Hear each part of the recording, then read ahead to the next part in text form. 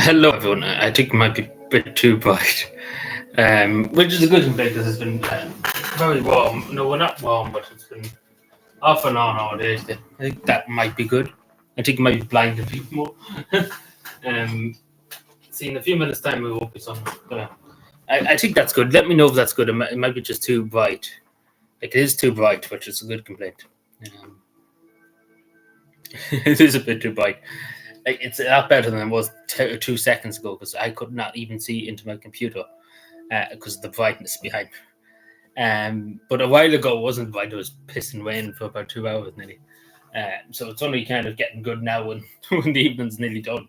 I wouldn't mind, but as soon as you come home from work, you know, the sun comes out. Well, I wouldn't say the sun's in between the clouds, though. Um, it appears for a second. um, right. Let's see. So, quite a good bit to talk about. And again, apologies too. I only put out the community post at about 3 o'clock because I meant to do it last night, saying, yeah, I'd be live Wednesday. And then it only dawned on me at 3 o'clock today. Yeah, I didn't do that. And I wouldn't mind, but I think I actually put stuff up on my community post last night. But I just didn't put two and two together, apparently. Yeah, the Irish Inquiry stuff there. Excuse me, apologies. Um, so I don't know how that didn't register in my head, but um, we probably give it a few minutes, and it'll probably take a few minutes then for notifications and stuff. YouTube's a nuisance. It's always a slow kind of start to the streams. I can't even see my phone because of that, but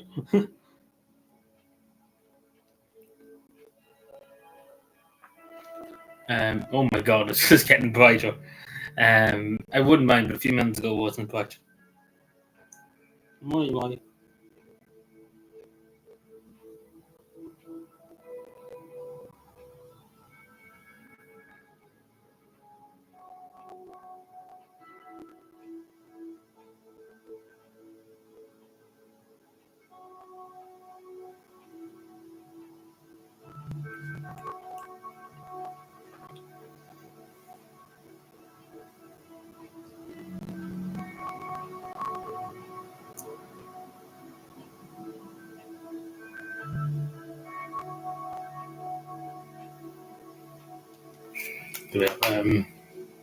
Yes, it's got brighter.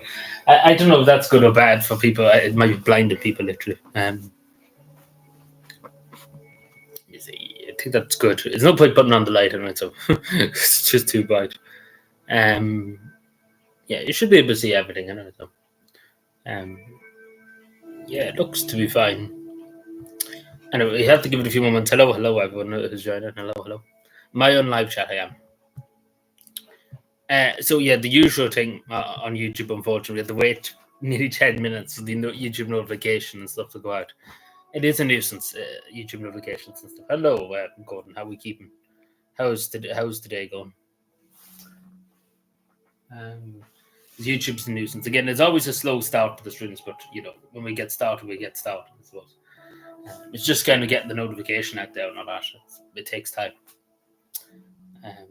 It's got pretty good. Yeah, not too bad. Apart from getting drowned about 90% of the day. You know, you see the sun behind me. That wasn't like that today anymore when I was out walking, etc. It wasn't like that. Yeah, you can go ahead. You know, as long as you're not admitting to a motor or something like that. We don't want that. But yeah, of course. But apart from that, that's nice. But you know, it's insane. It's insane about how the weather's just changed. And then in an hour's time, it could be raining. It's just rain, sunshine, rain, sunshine. It's just, it puts you in a bad form when you're getting drowned because, you know, like as you see now, I'm on the t-shirt now because it's warm. Earlier on, you couldn't really walk anywhere without a hoodie or something. So that was happening.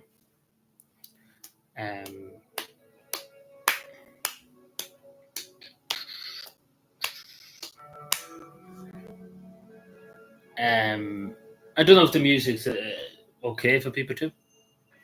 So, yeah, it's just been shitty. That's all. been as I said, it's been off and on just waiting. Like in 5 minutes' time now, I could piss away. It's just not really pleasant to be out and about and doing things. Especially if you just be drowned. But hello everyone. Hope everyone's well. Sorry, we'll give it a few minutes just for other people to come in because the notification system in YouTube is just banjoed. See, that's why I try and put that in the community post so at least they can tell people it's 6 o'clock. Or so. I wish there was standard times, like we could do it every Wednesday at 6 or every Saturday at 6 or 7 or whatever, a set time. But unfortunately, the thing about it is, you never know. I could be delayed. Something could happen. That's the thing. And I wouldn't want people just sitting around waiting. For me to go live and me waiting. Me say away somewhere doing something. But anyway, give me 2 minutes, and I have to go just do something. Not 2 minutes, but a minute. 1 second.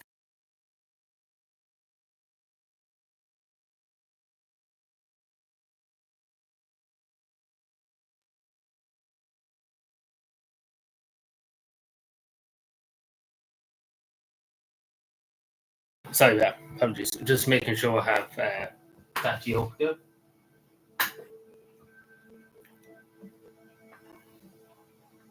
Lovely. I should probably put it closer to me there. I have to start wearing my bracelet too. I took my bracelet off one day last week. And I should probably start wearing it again. Hello, Yusuf. How are you doing? How is things? I put it on me now. No, well, yeah, it takes a while to get started now. That's the bits you don't see. It does. It takes a while for notifications and stuff to go out. It's always usually kind of slow to start off, especially to a lot of people. I'm a bit early starting because it's at 6 o'clock, so a few minutes off 6. That's the notification, I presume now. Yeah, like there's just a notification now. I don't know why it tells me I'm going live because I'm live myself.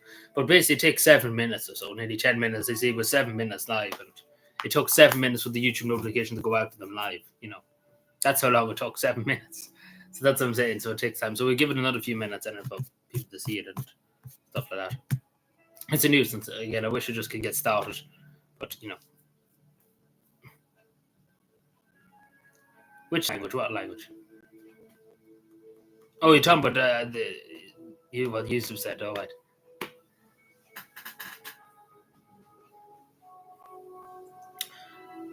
So there's quite a good bit to talk about tonight. Mainly from the other night, it didn't cover a lot. Just move. I suppose maybe we'll give it another minute just because I'd be literally talking about something and then all of a sudden people come in.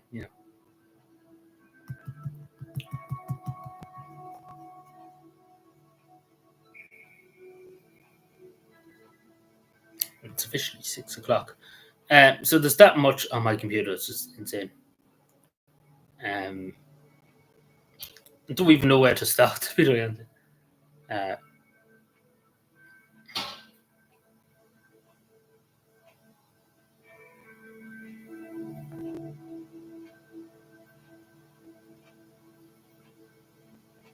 uh, just trying to figure out where we're going to start from. Well, yeah, I suppose we start. So there's that much on my screen. Just to say, you can probably see the top of my screen. It's just too much. I think it's this I said to start. So there's literally that much. So apologies for trying to get through it. So I've been talking about this the last while. So these are the 20 children around the bus seat. As you can see, this is the school bus, etc., etc. So these kids basically have no school at the moment. Schools have started, secondary school, primary schools are back. All these children basically have to miss school for God. Could be another 7 months before they get to school. I know they might not care. The Anglo side, I put it up in the community post, is the parents. The parents are talking to the local media. It's sad that it hasn't been sorted before before they went back to school, as I say, because it should have been sorted. It's a simple thing. Uh, Normal Foley, like you might as well talk to the wall, But this is the thing. There's Fianna Fáil councillors here, Fianna Fáil, Fianna Gael councillors, they're torn up. Um, but this is the thing. Fianna Fáil and Fianna Gael are in coalition government together, right? And Norma Foley's the Minister for Education. Could they not just say, because they all know it, all the councillors and TDs here know it, the people that, some of them that are here, they all know it, that Norma Foley, there's no point talking to her because she's just incompetent buffoon. She's just incompetent buffoon. So why would you not come out and say she's absolutely just appalling Minister for Education? She should get the sack. That's what I'd be coming out and saying. But they're too afraid to lose their seat. They're too afraid to lose their power in Fianna Fáil and Fianna Gael. They're too afraid to speak up and to be counted. That's the problem. As you see, if they were going to get a private bus, that's a queer sum of money for a year. 2006, nearly €3,000 for a year for a private bus ticket. So basically just to explain to people. So this is the public transport bus, like a school bus. You don't have to pay for it at the moment. Bus Air, and it's the government one. It's Transport Authority, basically. So there's private buses like Flood's Bus, and there's different kind of private companies which you have to pay for. On Bus Air, when you get free, children get free. That was brought in last year. But sure, the problem is, this bus, apparently there's 20 seats. They can't get these kids 20 seats. And this is no small incident, because around the whole country there's places like this. There's 10, there's 15 kids in different parts of the country.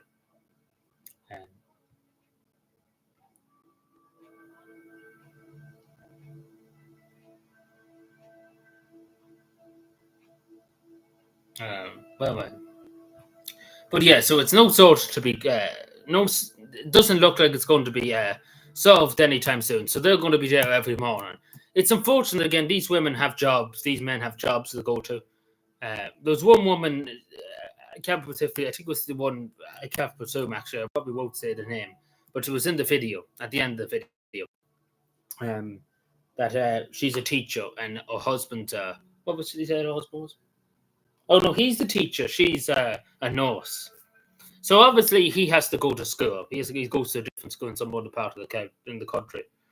And she's a nurse. She had to go early in the morning up to Dublin or wherever she goes. They have enough to be doing in their lives to worry about this and take time off work too to come out and protest. And it goes without saying, these councillors and TDs here should have done something long ago, because I knew about this even before it was on the mainstream media.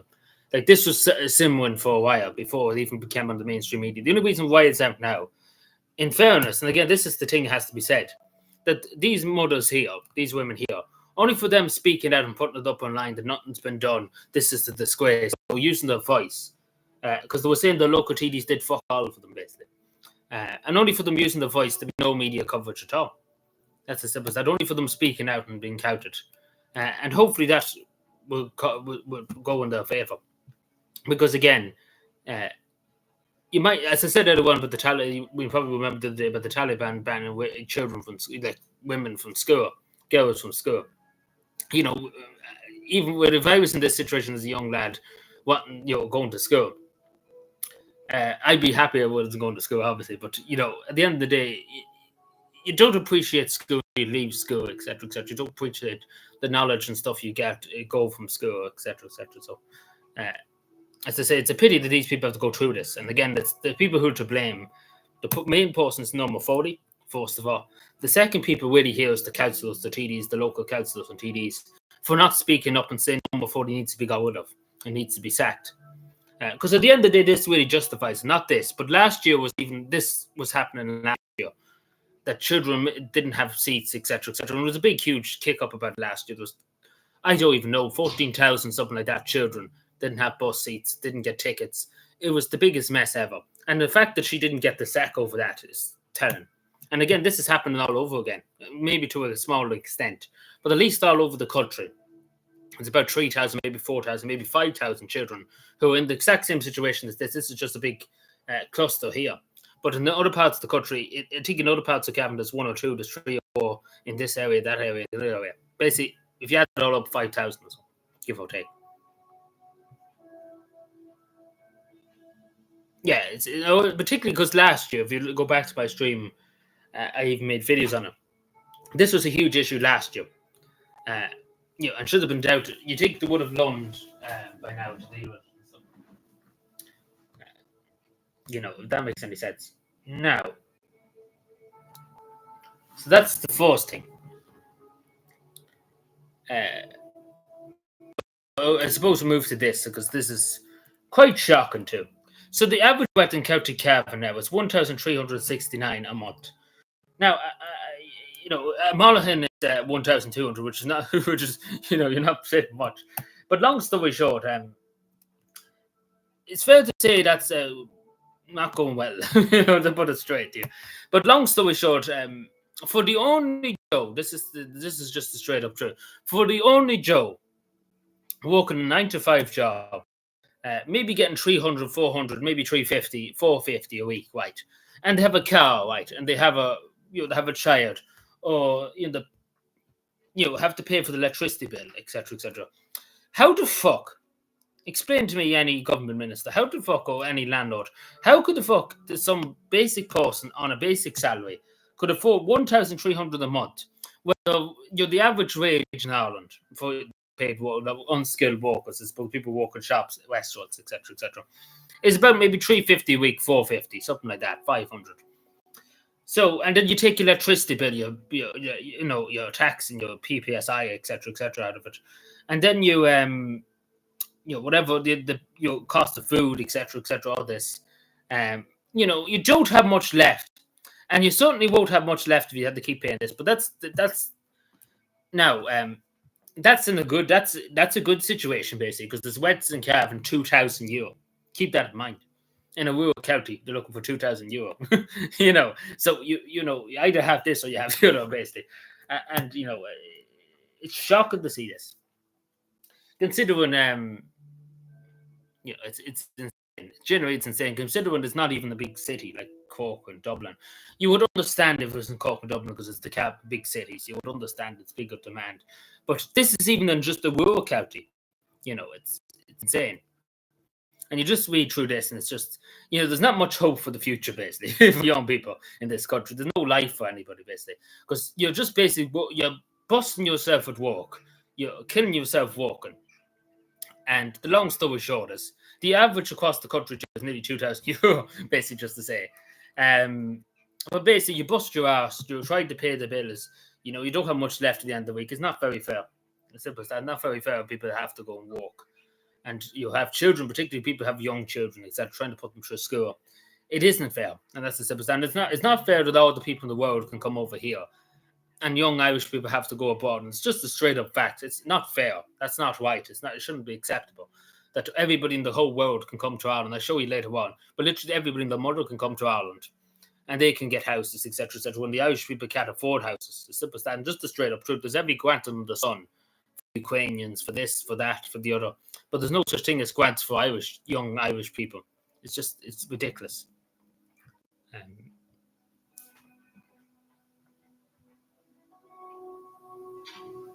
Yeah, it's all bullshit, really. So I just want to talk about this. So this goes back to this. So this is what was it? I'm actually having a brain fit. What? Yeah. So this is a kind of a company based in Cavan. So a Turkish firm buys up 95% of the firm. So this Mavic, it's insane. It's €333 million worth deal. So as you see, 60 employs that many people. Now to be totally honest with you, this is an Irish company, and it used to be owned by Sean Quinn, etc., etc. And this goes without saying. It should be Irish owned. It's simple as that. If it's an Irish company, no other country should have a stake in it. Simple as that. It's just as simple as that. Especially a Turkish company or companies like that, they shouldn't really have a stake in it. To be totally honest, it should be Irish owned, Irish produced. It shouldn't be sold off to another country and to another firm, etc., etc. That's my opinion on it. I know business has to be done, firms, etc. That's the way business goes. But just what I would rather, rather be local Irish, etc., etc. That's what I would rather.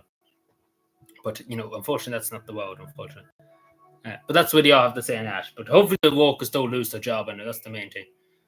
Hopefully they'll all still have their jobs, etc. That's the main thing.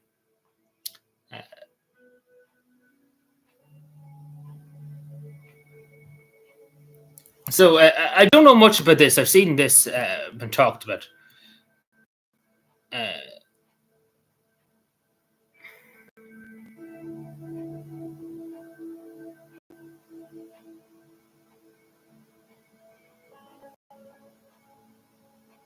Yeah, so this is to do with a special needs school. Now, I didn't know much about this. I only heard about it earlier on. So this is to do with the school busing. So this is for, as you see, the Holy Family School in Catilla is the special needs school. So it goes back to basically this too. There's not enough buses and not enough drivers. And particularly for people in the Holy Family School is a wonderful place. It does good. Only for the Holy Family School, a lot of special needs children wouldn't get any education at all. So only for that, we would be pretty fucked in Cavan without it. And it's not fair, particularly again, pupils who suffer with autism and stuff like that, to disrupt routine like that. They're used to getting on the bus, etc., and to disrupt it like this is unforgivable. And again, the people who to blame are the government, the TDs, your local TDs, your local councillors. Not so much maybe the councillors, maybe they're on the lower scale, but local TDs definitely are to blame. And Norma Foley's the one to blame, to be told. It's just Norma Foley straight up. Because it's not good enough. And the Minister for Special Education too, Joseph Madigan's to blame for this one too. The two of them hold both responsibilities. That this happened first of all. It's insane that this is still happening in a first world country. And Eamon Wine, this is the best thing. Eamon Wine every day of the week is like, we have to get rid of all the cows, etc., etc. But are people supposed to fly to these places? Well, you have to start getting real Eamon Wine. Well, he's not going to be there for much longer. But hello, Fiona. But hopefully something will be sorted soon, especially because it's very urgent, especially with these children who have special needs, who are used to routines of going to school, etc., and to take them away from the school by not providing them a bus, it's unforgivable. Again, as I say with the school buses, it's very sad, particularly again these children who are used to routine, who used to getting on the bus, etc., every year. It's not acceptable this is happening, and they have to stay at home. It's just not good enough. To put in the best possible term, it's just not good enough.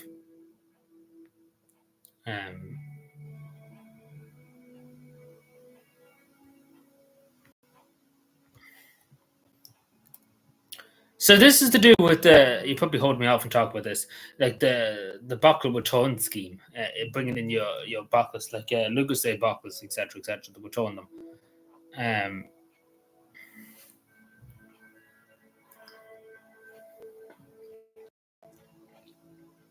I don't know how should I start Willie saying this, but basically, long story short, and there's huge amount of money not being claimed, on these buckles. So basically, when you use the buckle, you put a deposit. When you buy the buckle, you put a deposit of a few cents, right? And you get them few cents when you bring it back to recycle it.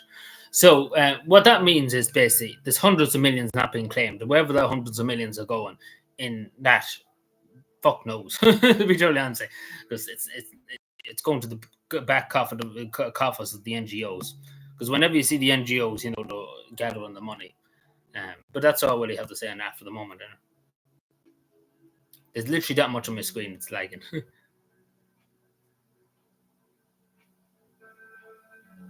Hello, everyone. Green Party button. Yes, the Green Party are doing great. I don't even know where I'm going, but basically, yeah, we'll talk about this. So, since 2005, 2,000 pubs have closed, particularly in rural Ireland. Now, this is a death blow to very small communities, small towns. You used to have rural pubs. I even remember the pub place I grew up in Ballyhis. It had three pubs in it. Now it's only down to one pub. That just goes to show you. It's just dying. Trade is dying. And not even that. This is the main thing. People don't have enough money to go to the pub in the evening. Years ago, people had money to spend. Money lasted longer. Nowadays, people can't afford to. After as I say, but the price of rent in Cavan is 1,300 a month, please. Along with your tax, along with paying your electricity bill, paying for your car tax, paying this, paying that, carbon tax, all this. How the fuck are you supposed to have money left over the end of the week to go to the pub for a few pints? It's as simple as that. And it's just sad every year there's 144 going. So basically, what that means, nobody's really going to start up a pub basically in Ireland. Because why would they when the pub trade is literally dying? And not to mind, the government too has increased the VAT on pubs and restaurants, etc., etc. So basically, the government are collecting more money. When the big corporations here don't pay a penny. It's a very sad state of affair. But you see it in Roscommon, it's fallen by 31% pubs in Roscommon. So it's 31%, nearly 33% less pubs in Roscommon than there was in 2025. It's a sad state of affairs, particularly because Ireland, as you know, always the tradition of the local pub. You're going to the local pub after a funeral, etc., etc.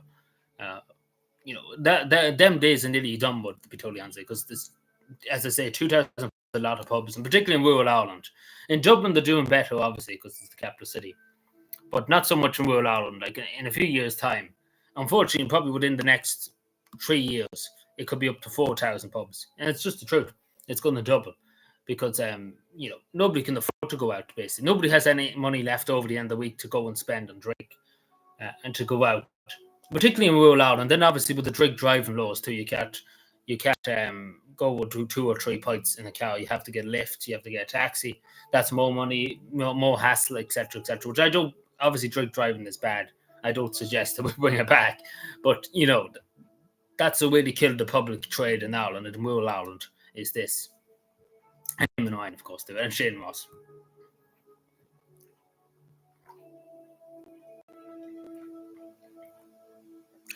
Yeah, like in Bulletswood here where I am at the moment, there's 2 pubs in our town. There's one open still. The other one closed.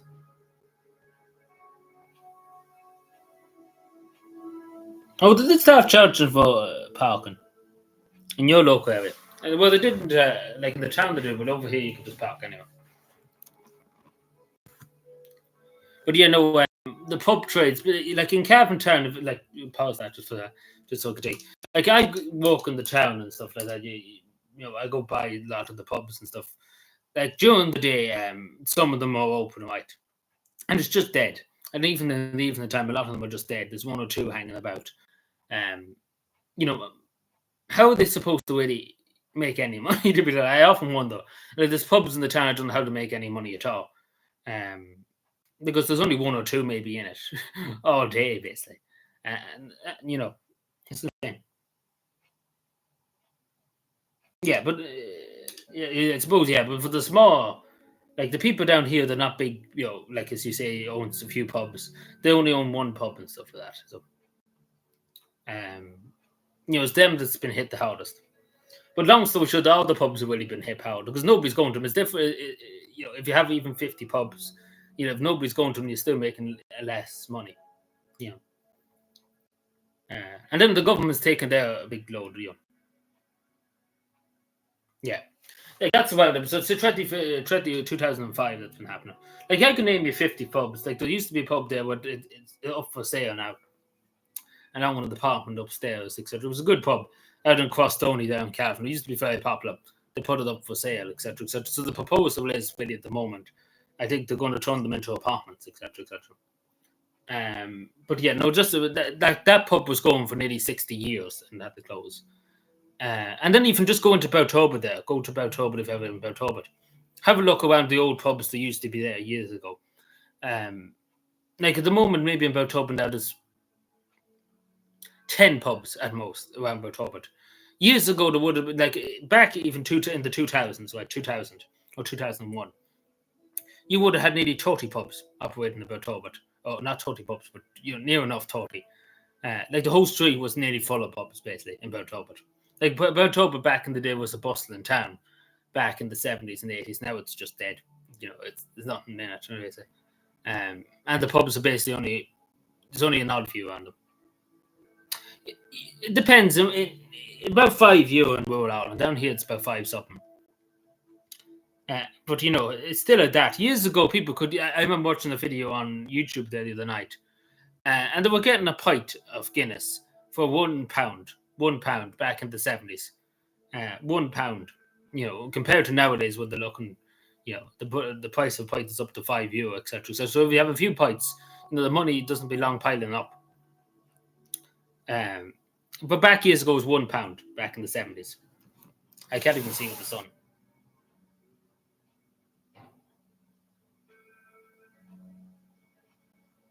Yeah, well, Dublin to be doing well because obviously people who come to Ireland would want to go into an Irish pub, etc., etc. That's just the thing. My camera's lagging for some reason. It's probably because of all the stuff on my screen.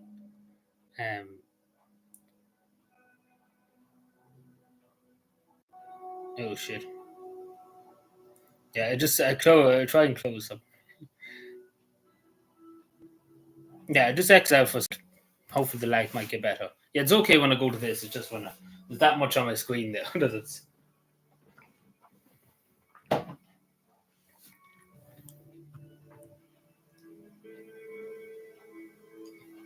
Yeah, type of bounce. But obviously they do well because the tourists go in there, and that's what keeps them open. It's only for the tourists. If the tourists wasn't there, they'd be gone.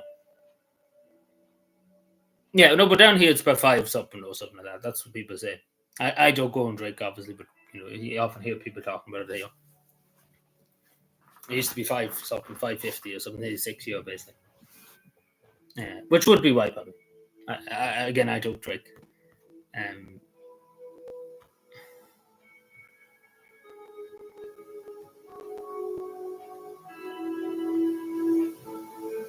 Yeah, I seen that. I didn't know what was happening, but yeah, they were all and about. But that's what I'm saying. Only for that in Dublin, only for people coming from America and stuff like that. And spend the money because again, they're spending money in pubs and stuff like that because they're going to what they get the Irish, connection. My grandfather and stuff was from Ireland, so they'll go into the pubs, etc. So only for that, Dublin it would be a ghost town basically. But it is mainly a ghost town now. But we'll go back to it, I suppose. But it's a sad state of affairs because again, we know years time it'd be 4,000 pubs. At the moment, it's 2,000 pubs, and 114 are closing every year. So think of that 114, and nobody's opening new pubs. That's the thing, because there's no money in pubs. Yeah, but obviously in Leitrim, there's nobody in fucking Leitrim. The less they give it to the cows, there's literally nobody to give any pints to because there's nobody in Leitrim. So now the misinformation government. Basically, we all remember the family referendum, the care referendum. What is a woman? We want to remove woman from the constitution. So yeah, obviously we remember the Attorney General said that this wouldn't be constitutional. They didn't release it before they did. But basically, that didn't go too well for the government. Let's put that way. Nobody's mentioning it nowadays. But long story short, every day of the week you hear the government far away this, the far away that, the far away this, the far away that. And the biggest people, the biggest misinformation crowd is these pricks, the government. They're the biggest misinformations in the country. The government themselves, because literally everybody's far right apparently. But we're good guys. But yeah, the utterly, as Grip Media says, they're just wafflers. They just talk rubbish. And it's very easy just to point out the facts that it's not going well for them. But long story short, the biggest misinformation in the country is him. The West and the whole lot of the government are misinformation, disinformation. They're the biggest misinformation. They should be banned from. They should be banned from the social media platforms. Misinformation,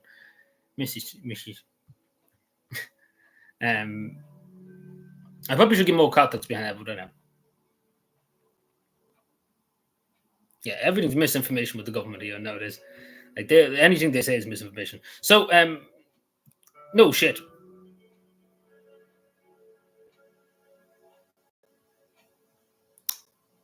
We're just going to know that because number 4 is living back in the fucking 60s. Research reveals the current work week does not suit 70% of the Irish workforce. Like, no shit, Sherlock. Because majority of people work to death, basically. So I don't know what the tech to folk this article, but no shit, Sherlock. Because obviously, if you have a child, particularly, it's a hard life. I even know one person who works in the council there. He has a young daughter. She's about 7, 8, and stuff like that.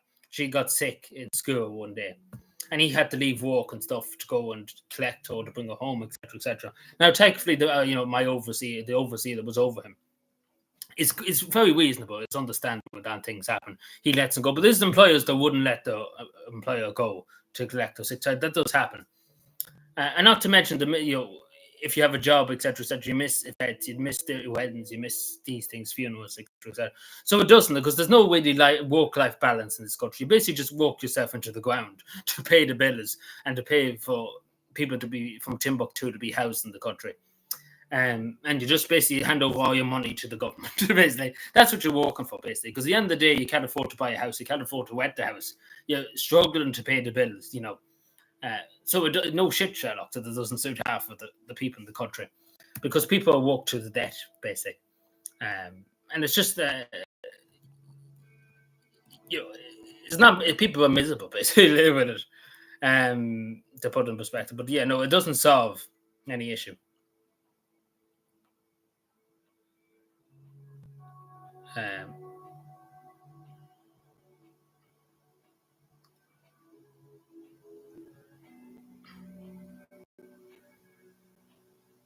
Yeah, well, obviously, too. As I say, what I do think is right, I did say it before, that with work-life balance, the people work less hours. I do think that's the best way to go, because people are more productive. Even take, for example, the suggestion too that the civil service should have Fridays off, etc., etc. But this is the thing: to be able to be more energized, based. And I do agree with that in some extent, because come Friday, come Thursday, people are usually tired. After a 40-hour work week, in some cases 60 hours, some cases people work. People are tired. But people are tired, especially if children who are up all night. It's not easy.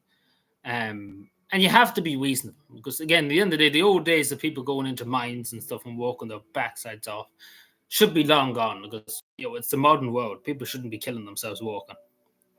For little to nothing. Again, never be able to own anything. You own nothing to be happy, apparently, as Klaus Schwab famously said. I don't know how that's going to work, but but it's pretty much that. You own nothing to be happy. I don't know being happy in this case, but long story short, Ireland used to have high productivity, but obviously now a lot of people are disheartened, etc., etc., and people can't afford to pay for stuff, and it's making people disheartened. And not even that, just the hours people are working is too much. So it should be, in case like employment and stuff, like people work from Monday to Thursday and get Friday off. Or either that, they get your work a 6-hour day, which I suggest would be better, because people would be more productive. People would have more energy to work and to do things and to get stuff done. Compared to what's happening at the moment, people are just slogging away, basically. That's what I would deem. It would be a lot more healthier and happier people. But it never happened here, unfortunately.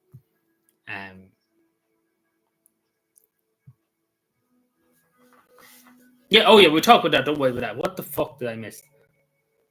Yeah, oh yeah, we're coming to that too. Don't worry, no, we're coming to that.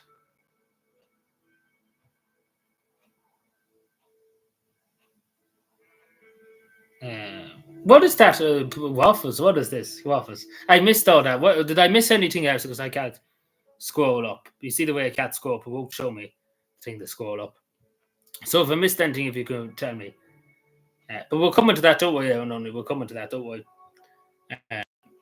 Now, what was this from News Talk? Oh yes, this journalist, so-called journalist. We want to rejoin the Commonwealth. News Talk. That News Talk. We want to rejoin the Commonwealth. It freaks me out. Why so many people are leaving Ireland? Says the one. He literally says, "Let's rejoin the Commonwealth." We want more European Union. We want a European state. That's what News Talk always says, and licks up to the politicians every day, to Leo Franco, etc., etc. We want to bring in the world, basically, every day. They say. We can house the world. We can do this. We can do that. And then, it freaks me out, when you're literally bringing in, 150,000 people. We can't. Why so many young Irish people leaving to go to Australia? Who knows? It's a mystery. It's because that we're literally bringing in the whole world and giving them the houses and giving them the money and all everything handed to them. Or is it because far white racists? Like the way they sit down. Like I don't know what kind of college they went to for journalism, but you think they would sit there and say, maybe immigration is a problem. Maybe it is a problem, but it freaks me out. Because it is true. I tell you a story later on, who I was talking to today. But the other day, sorry, it was Monday. Somebody that used to go, was a few years ahead of me in school, but basically I talked about it later on. Because I would be here all day, probably talking about it. But long story short, what do we join the Commonwealth? How was that? This is literally what they said, News Talk. Like, let's rejoin the Commonwealth, you know. And they were all for NATO. Let's join NATO. Let's do this. Let's do that. Like, News Talk is just a joke, to be totally honest. Like, they take Professor Luke O'Neill is God on earth, basically. Let's put it that way. We're not going to go any further than Luke O'Neill, but if he's God, I wouldn't want to see who's Satan. You know,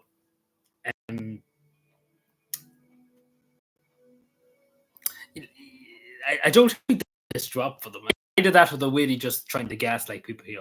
Like saying, oh, we don't understand it. Why are so many Irish people leaving? It's all because these far white lunatics, you know.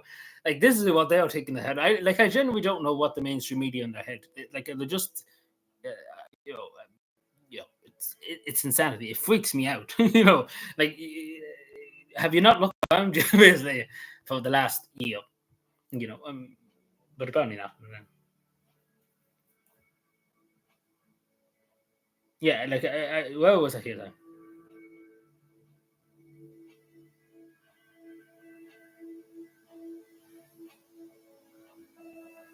But no, it's insane that, you know, to come out with that. So the far right were out in Cork, I'm sure. Of course, there was no, you know, very Irish names, of course, that were out, you know, out causing the workers. There was no OIC. The Riot Squad were nowhere to be found. They were probably busy beating up some women, like old women. So, you know, very Irish people out and about in Cavan, in Ireland. So, but long story short, where was the OIC? Like, when there's actually trouble going on, when there's literally filing disorder, you know, there's no OIC. Where was the OIC? You know, threats. Where's the Taoiseach? There's threat to democracy, etc., etc. But no word at all radio silence, apart from this article from OTB, basically talked about it because you know, new to the parish, etc., etc.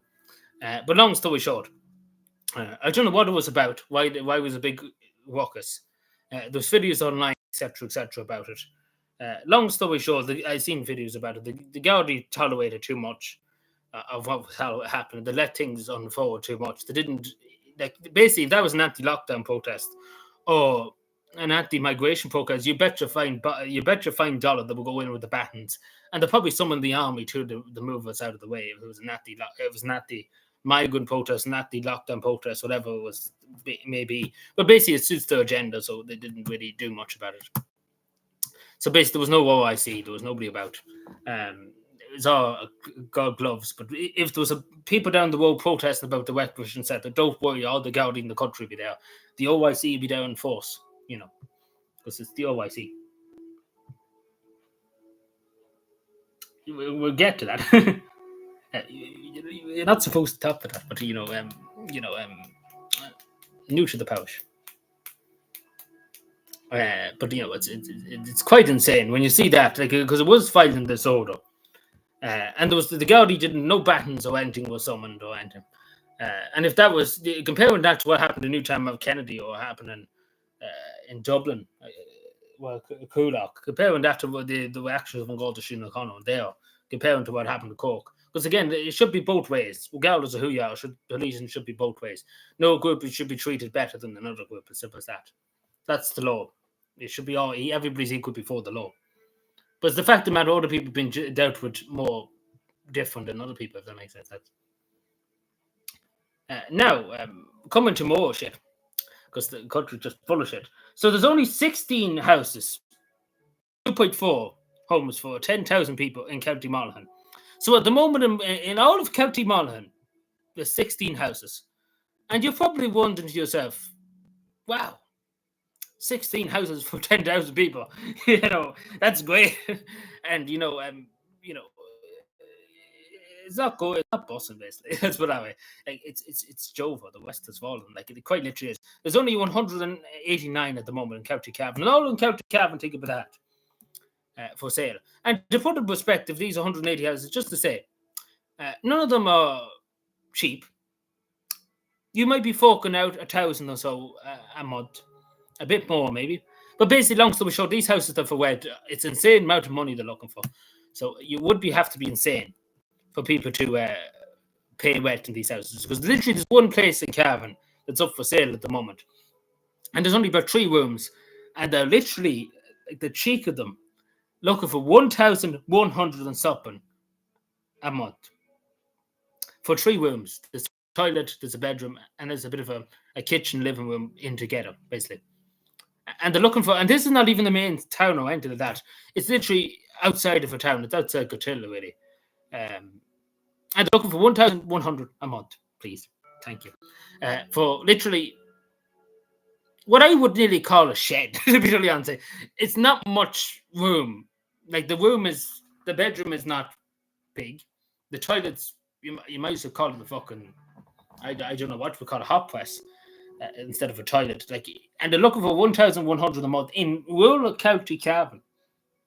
You would wonder why nobody wants to pay that, like, that's what I'm saying. But still, long story short, in County Monaghan, this is quite literally insane that there's only literally 16 houses in the whole county for this many people that want to rent the house. So you're just literally insane. Like, in Cavan's a bit better off, but literally for even County Cavan, that's a big county. Like, it's a big long county. Cavan is a big area. Less than 200 houses, and people that literally want houses to rent, and they can't get it. And again, even if they did get it, they'd be paying fucking insane amount of money.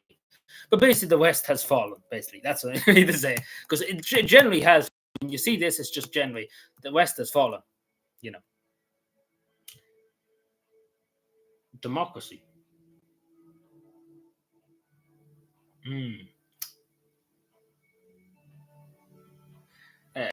Yeah, but it's quite a sad state of affairs.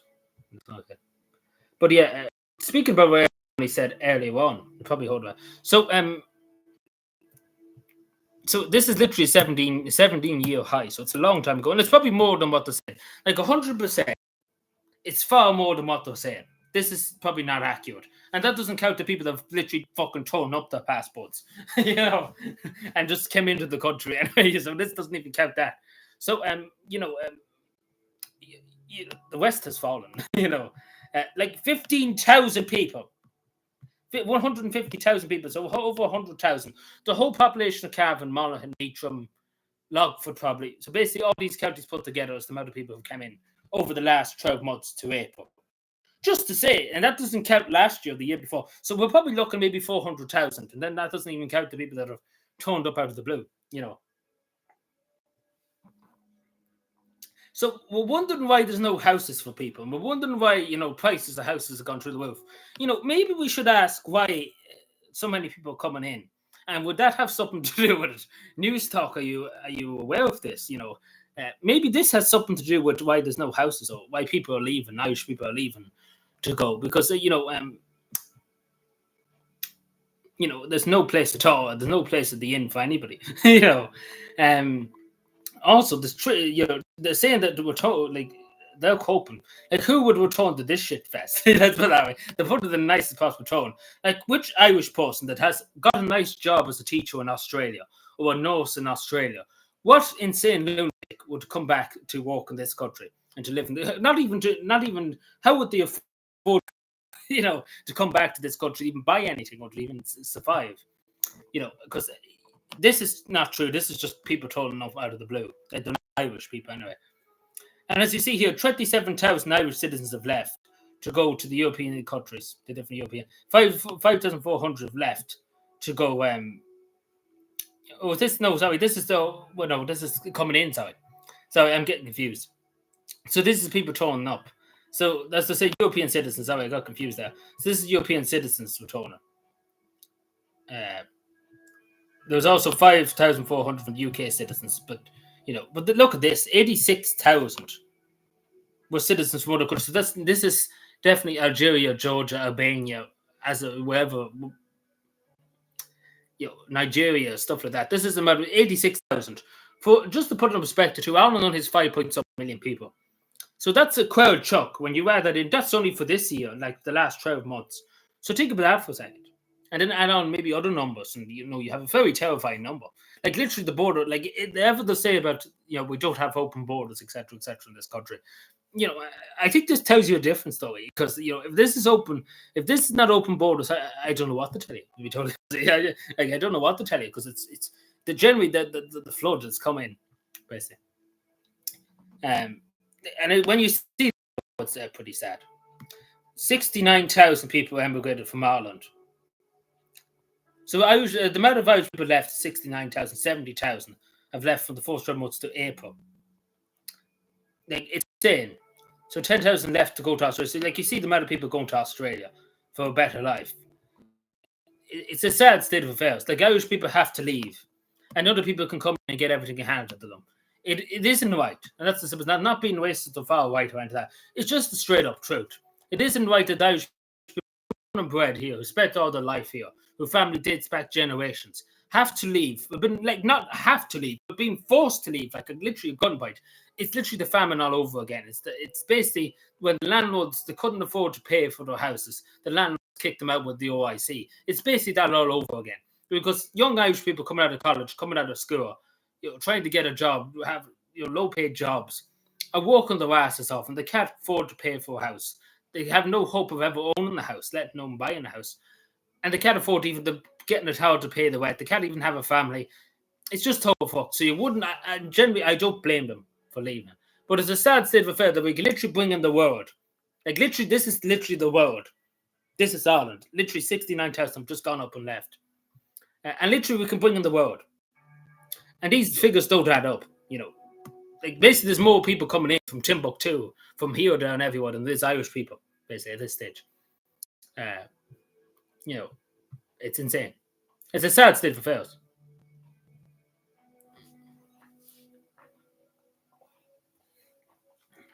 Yeah, that's what I'm saying. Albania too. You forgot Albania. Albania's high up there too.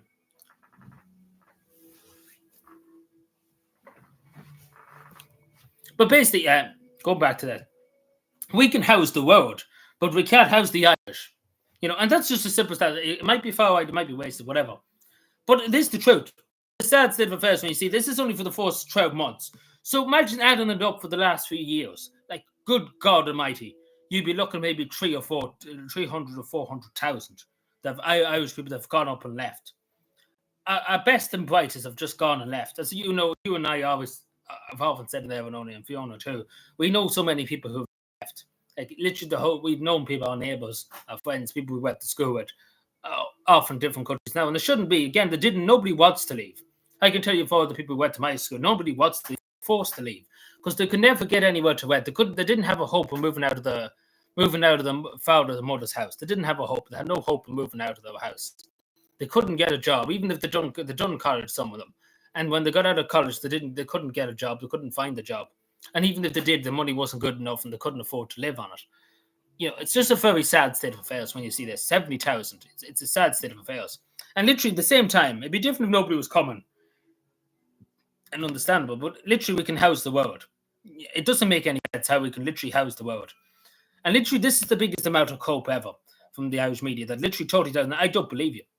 Which Irish person would voluntarily come back here? Like, really tell me which Irish person would really voluntarily to come back here. To pay insane amount of rent, where they can literally go to Australia, to go to other countries, where they can literally get someplace. In some countries, literally, it's insane. It's quite insane. Literally €2 a month in some places. Like in some part of New Zealand, it's about €200 a month for an apartment in New Zealand, some part of New Zealand. So why would you leave? Why would you come back to this country and be paying, God only knows how much, for a 2-bedroom apartment and you're paying fucking millions, to this day now. Why would you? And especially the weather and stuff would be better and stuff. Like, I wouldn't blame them to be doing of leaving. I don't blame anybody for leaving. Because at the end of the day, it's as in Fallen New Vegas, there's a saying, the game was rigged from the start. And it's entirely true. It's rigged against Irish people. The whole system is rigged against the Irish people. They want everybody else, but they don't want Irish people. And it's just plain and simple. And it might be far right and racist or whatever. But it's just the simple truth. Like, this just tells you all you need to know. That this government doesn't care about its own people, their own population that built this country, families that built this country to the way it is now. And this is the sad state of affairs. And it's just the sad truth. It's time to cut. Oh, don't draw a picture of the minister, the true Finns leader.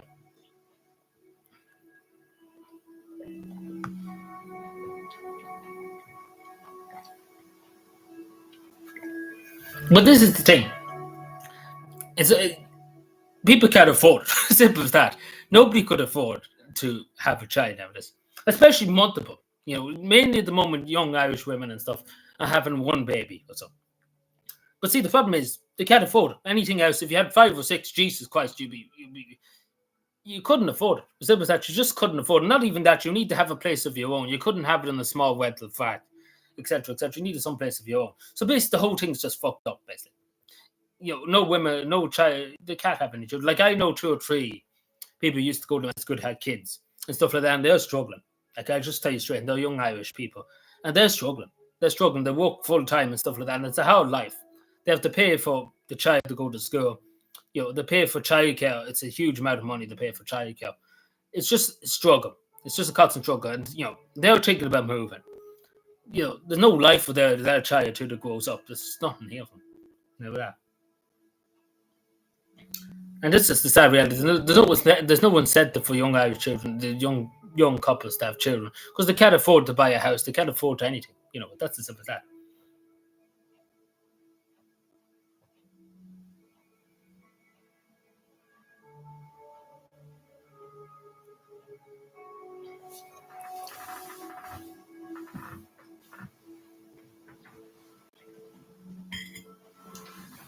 But it's infuriating, and again, I know you probably could say far right racist, etc., etc. But it's infuriating to see, because I know so many people have left. I could write lists and lists and lists for here. But long story short, it's not good enough to people who want to stay. They're being forced to leave. It's the famine all over again. And that's what's happening. It's the famine all over again. And that's what's happening.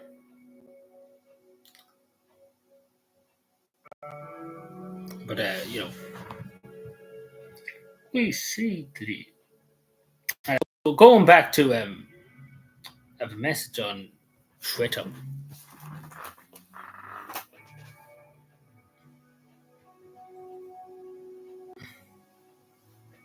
The West has fallen.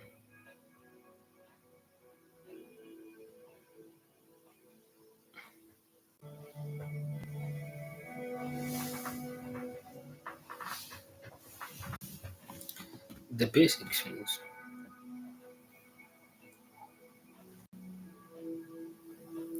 Remind me to tell that story about the post I met Monday, because I'm going to probably forget at the end of the stream. Or give or take here. Why is this not coming up on my phone? The West has fallen. Why is this now? What's this?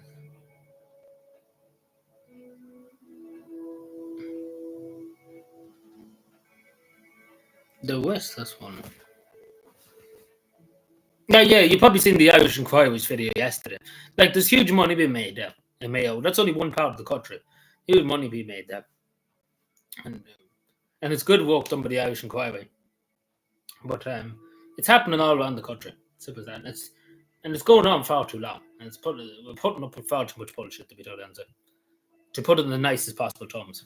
And the simple fact of the matter is, at the end of all this, and this is the truth, people's kindness and people's honesty, really, in a way, the Irish people's honesty and kindness is being taken advantage of. And that's the simple as that. Irish people's willingness to help and stuff like that. That's what's been taken advantage of. But it's been our kindness is being used, basically. That's what I'm trying to say.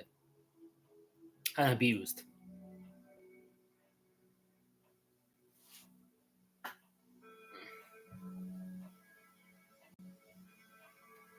So yeah, as Aaron only was saying earlier on, so the OIC, there's not enough people in the OIC. Also, Drew Howes is not going to be there for much longer, a few more years and he'd be gone.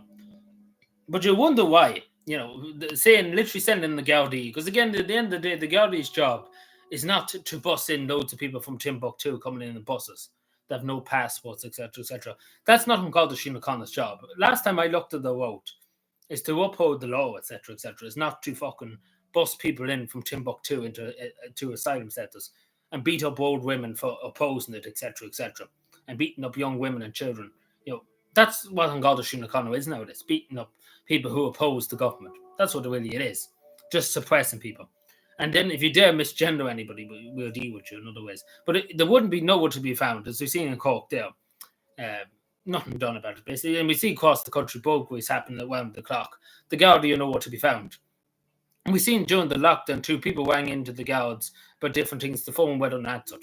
And it's still probably happening. People ringing up the Garda station to report crimes. And the Garda are probably not bothered to investigate it, or not even bothered to answer the phone. They're just bothered. Not even that. We see the amount of Garda being convicted for drugs, being convicted for this, abuse of power, etc., etc. The Garda are just on a big trip, basically, to try and gain power, etc., etc. Like basically the OIC, the modern day OIC. And there's not much wonder why people would leave Garda Síochána. And again, I understand some Garda have done great work in stopping crime, etc., etc. But then when it goes to court, things happen differently. It is a tough job. I'm not going to lie to people. It is a tough job to be a member of a police officer, guard. Especially, I do feel for you've probably seen on my community post. There was a man in Ballyjim, stuff you might remember back in the day, going about the 2000s. He killed his wife and 3 children, and then he took his own life in Ballyjim stuff. Now I still feel for that guard, the first local guard in Ballyjim stuff, when he went in to see that scene. It's something that will stick with you for the rest of your life. Like, it is a tough job. Thinking about that, it is a tough job. But at the end of the day, what the Garda have been asked to do by the government, not been asked, but they've been told, basically have to follow their orders. We're just following orders, as they'll say. They shouldn't be doing what they're doing, basically. That's what I'm trying to say at the end of the day. Now, obviously, setting places on fire, etc., is a crime. It is against the law. You shouldn't be doing that. But literally breaking up people for protesting outside the recreation centres, trying to stop people from going in. The Garda go in and incite trouble, etc., etc. We see it all the time. And you wonder why people would leave Garda Síochána. And not even that. I could tell you, there's many cases that go up to court, and the people just get offered, who commit crime, they get offered, they get off scot-free. And then if you dare don't your TV license, there's a different kettle of fish there. And if you dare misgender somebody, don't worry, we'll sort you out. But if you burgle everybody's house, if you terrorize elderly people, etc., you get offered scot-free. The whole system's fucked. People don't trust in Garda Síochána. Nobody has any trust in the guards anymore. Nobody has any trust in the commissioner. Even the guards themselves don't have trust in Drew Harris, the Garda commissioner. And the fact that he's still there, you think the government would have sacked the Minister for Justice, Helen McAtee. You think she would have sacked him. Consider when, Garda sergeants and superintendents voted 99%, literally 99%, to get rid of him, get him gone, out the door, out, gone, get rid of him. Because again, he is the main OIC. He's literally in the MI5, MI6. We talk about MI6 and MI5. Literally, this is MI6 and MI5 right here. It's insane. But I wouldn't blame the guards. But it is a tough job, and I understand we do need law and order in the country, and we all want law and order. But what the Garda have been asked to do, well, not been asked, but been forced to do by the government, is unacceptable. And shouldn't be. The Garda should just outright say to the superintendent and to the sergeants, no, we won't do it. Something like that. No. As you see, even with the Garda too, who lent the elderly man a bicycle. I'm sure people remember that during the lockdown. The Garda were going to prosecute him and everything for giving an elderly man that was only about €50 worth of a bicycle. An elderly man a bicycle, doing a good thing. And you see what happened. The whole Garda were all up in arms. Drew Harris suspended them and everything. They wanted his head. And him, a long, long time in Garda Síochána, and was doing a good deed, and I think everybody would notice that. Maybe he should have filled up the paperwork, but at the end of the day, he was doing a good turn for the man. And that's at the end of the day, that's what it was. He was doing a good turn for the fellow. And the Garda and the whole state was literally going to go after that man for giving that elderly fellow a €50 bicycle. They were going to prosecute him, to put him in jail and lose his job and everything. And that's literally in the Garda Síochána. And then there's literally members of the Garda Síochána high on drugs and coke, etc., going around like fucking lunatics. And people beating up elderly women, etc., etc. Don't get me started on other issues. But long story short, then when there's Garda wanting to do good and help people out, help the community, because again, at the end of the day too, as a member of Garda Síochána, you're there to serve the community. Along with protect the community, you're there to serve. You're there to help the community.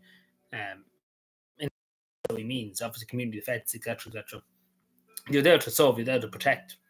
The Garda have abandoned their work, really, in a way. But at the end of the day, the people to blame are these two people here. Because these are the people at the very, very top. And not to mention the superintendents, the sergeants. They should know better, basically. And then it's still to this day, there's members of An Garda Síochána who were in that when the scandal broke about Maurice McCabe, etc. And as Maurice McCabe said it himself, and there's a lot of abuse too in An Garda Síochána. People have been told to be quiet, etc. There's a lot of probably silence in An Garda Síochána, etc. As Maurice McCabe famously said in John Wilson, the An Garda Síochána are the biggest criminal gang in the state. And they were sergeants in the Garda Síochána, just to say. And when you hear that being said, there's not much hope for An Garda Síochána. Basically, what I suggest is the whole Gardaí is reformed, basically. It has to be reformed from the bottom up, basically. Because at the moment in time, it's just crooked. And it's just totally crooked. The justice system, too, needs to be fucking abolished. It's time to cut it.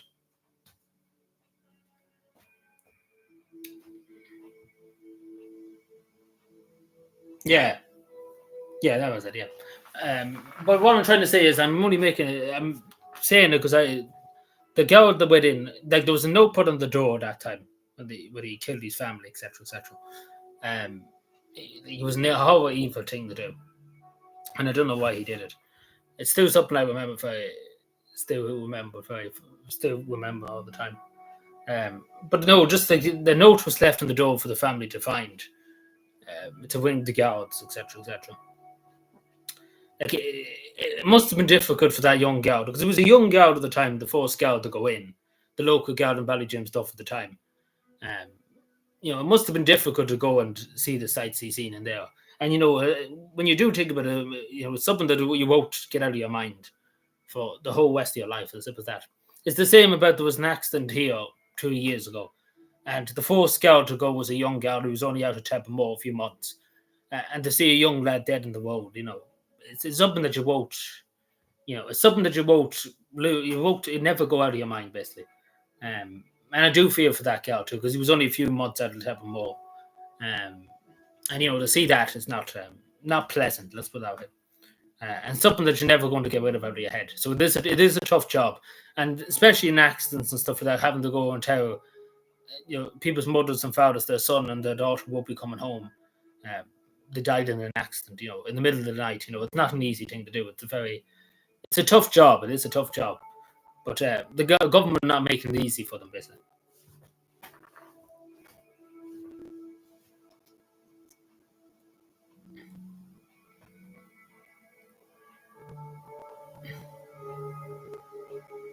Yeah, Latvia too. Yeah, I don't know. I don't know what's happening with it, but I know I heard something about it, but I don't know. We're supposed to wait and see. Now, going back to housing. No, actually, we'll start in the United States.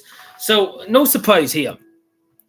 So, Mark Zuckerberg, I don't even know if it's human, Mark Zuckerberg, but long story short, they have literally it, and we all knew it. Like nobody needed to be told. It's the same as happened all over the other social media platforms too. They've been told by the Irish government too have probably said something to this. Like let's be fair, the Irish government are probably like in with Facebook and with all the big social media platforms said so and stuff. They want stuff said so and what's up stuff shut up, etc.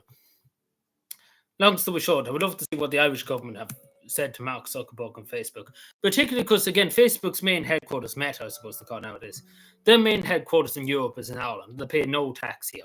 So the government must tell them what to do, basically, because the government wouldn't let them off unless the government have loads of control here, the Irish government over Facebook, because they pay little to no tax here, and they basically pay none. So the government have a basic good say in what they do. But basically, Joe Biden and stuff pressured Facebook to censor Americans, to censor them, to shut them up about this story. Do you remember the media were all saying this is a conspiracy theory, this is a Russian disinformation, etc. Well, that turned out to be true, And OT was saying this is disinformation, far right this, far right that, and all of a sudden, very quiet, dead silence over it when it turned out to be true. But he had to admit it, Mark Zuckerberg. I know he says he regrets it now, but he shouldn't have done it in the first. He should have just said, "Fuck you! No, we're a private company. We won't listen to your demands." It's simple as that. But just to say, the Irish government are doing the exact same thing here. I would love to see it, but we all knew it. We all knew it was all weak from the start, and it's still happening to this day. Don't worry about that. That they've been told to shut people up. If they say this, to say that, shut them up. dubbed them down the memory hole. It's the same on YouTube here. What I say too has been dubbed down the memory hole in majority of cases. The censorship, etc., etc. And that's all because they don't want people speaking up. They don't want people talking. Particularly because nowadays, again, the main thing, people are not listening to the mainstream media. So basically what the governments of the world want is to shut people. We see with the hate speech bill here, for example. It's all about silence and dissent. It's all about silence and discussion. It's about taking the discussion and, they want to control the discussion, the government. They want to have their narrative front and center. They don't want any other narrative front and center. They want their own story front. And that's what's happening in the Western democracies. We see it plainly here. It's censoring people to make sure they won't see. They only want you to know what they want you to know. And that's literally what they do in communist China, just to say. So just to say, this is a Fourth Amendment violation in the United States.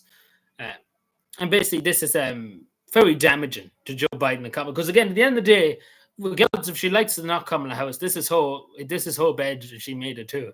Because at the end of the day, it's her too. She was the vice president. She knew this was going on too. And it's not good enough.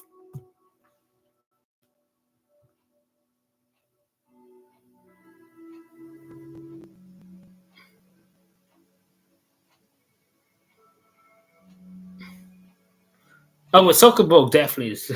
He kind of doesn't seem human, but anyway. But in fairness to Elon Musk, it is freer. Twitter's became very free. Not so much very free, but still free. Like, not as bad. But still, it could be better, basically. But still, at the same time, people can have their opinion, which is already I want to. Is people just have their voices acknowledged and heard. That's the supposition. Now, obviously, threatens. Obviously, there needs to be rules, obviously, on social media platforms. Nobody can lie about that.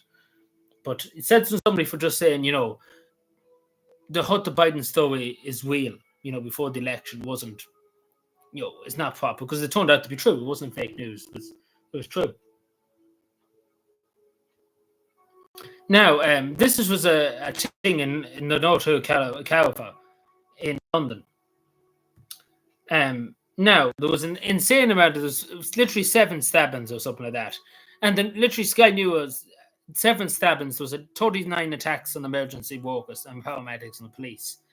And they're literally it's mostly peaceful. It's mostly peaceful. 7 people are stabbed. 1 person nearly dead. But it's mostly peaceful. That's what I'm trying to say. Mostly peaceful. 29 emergency workers were attacked. We arrested so many people for drugs. We arrested this. We arrested that. Like the literally must be about. I think there was 300 arrests for different crimes, and again, 7 people. There's 1 woman literally fighting for her life in hospital, but it was mostly peaceful, But if some far white people turn up, this is terrorism. It's mostly peaceful. It's 7 people in hospital. Like, it literally, she's reading it there, and then she comes and turns around and says it's mostly peaceful. 7 people were stabbed, but it's mostly peaceful. I don't know about that, Chief, but fair enough. Keir Starmer was going to come after me now for saying that, but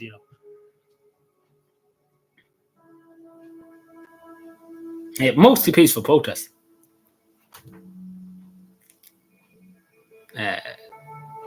So speaking about people buying up things, so Chinese investors have snapped up this in Limerick. So these were supposed to be houses.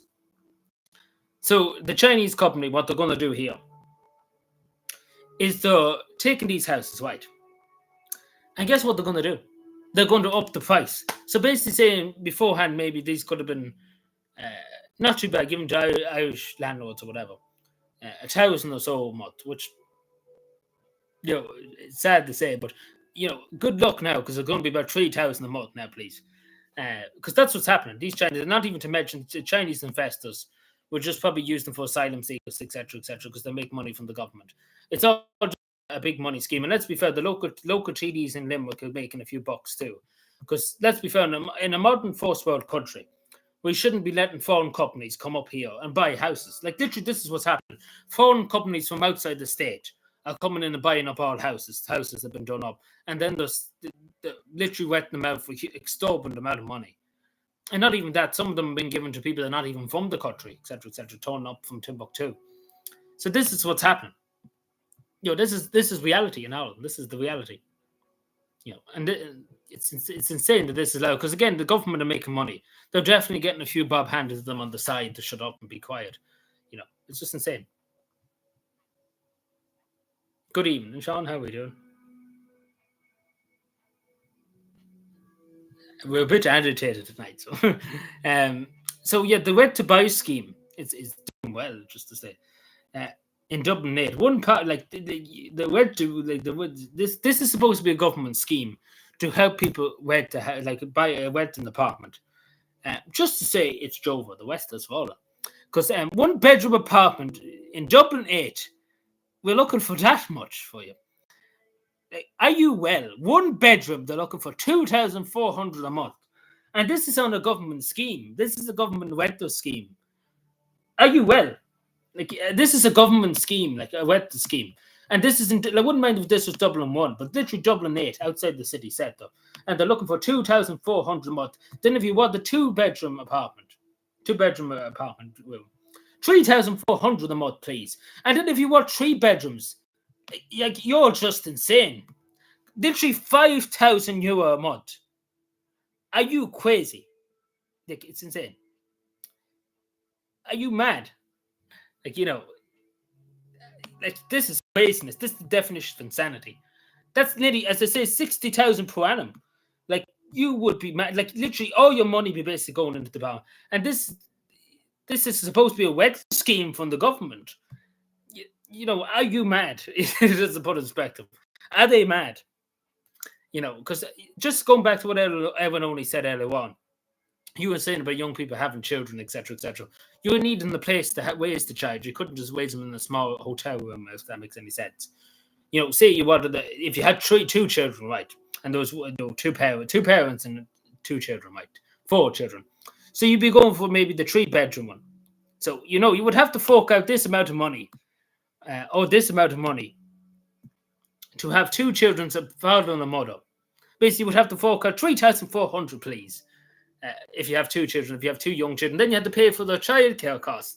Then you have to pay for the schooling. If you have a car, electricity, that doesn't include the price of a bill, just to say electricity, broadband, you name it.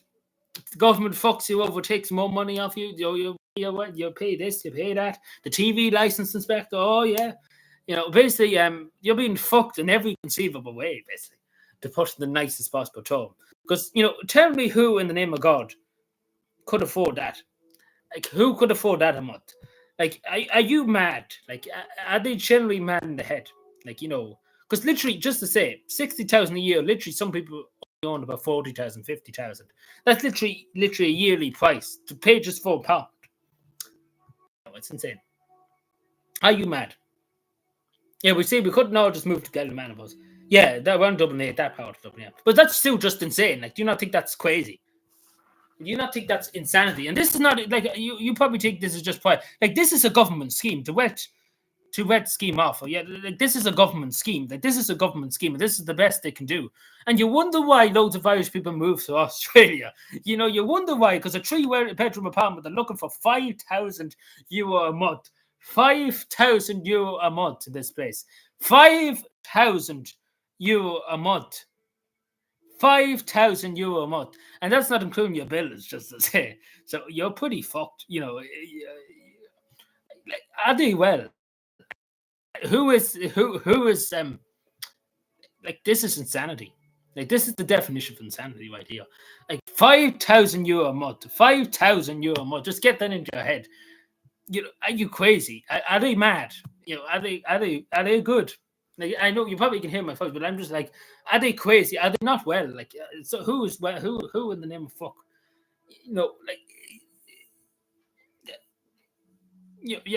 Think about that. €5,000 a month for a 3-bedroom apartment.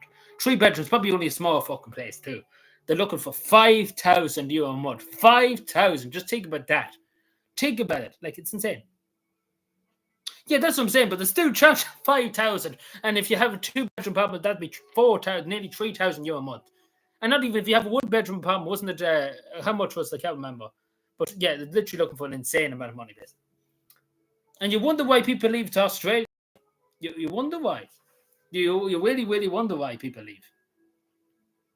But long story short, that's the truth because I've looked into it. It literally is the truth.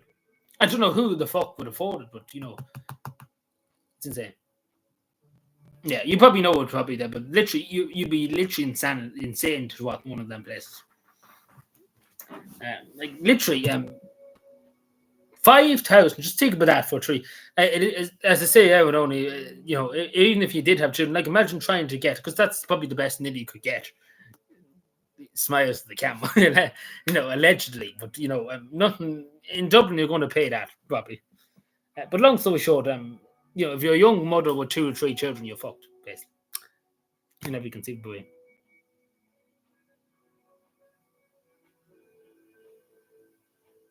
Where I live, like I'm in a council house, but it's what was it? A month it's about 400, which is not bad. So that's 100 and something or so a week or something. But around Buddha's Bridge, there's no place at the wet. But usually the wet around Buddha's Bridge here, it's not that bad. It's about 900 or something, so nearly 1,000, basically, if you were renting a house, like a private landlord or something like that. It'd be 900 a month or so, give or take, maybe 1,000, some cases 1,000, depends. But there's no houses here to rent at all. In Buddha's Bridge, in the whole Buddha's Bridge area, there's no houses at all to rent at the moment. So it would be about that. Yeah.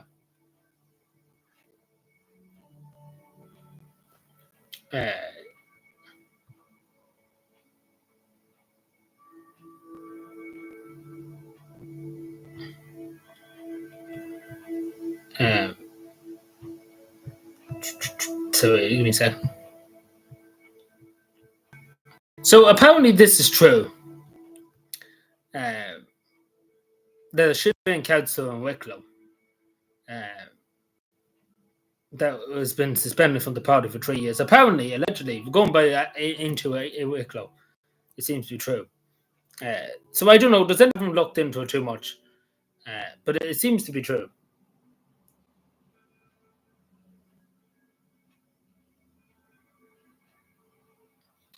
This councillor, Sinn Féin councillor. Oh, sorry, Laois, sorry, not Wicklow. Laois, sorry. Sorry, Laois. I haven't been able to find any more information, but does anybody know anything about it? But I just happened to see this from into Wicklow. So I don't know anything else about it. It could be true, it could be false, but I don't know. We're supposed to find out soon enough, but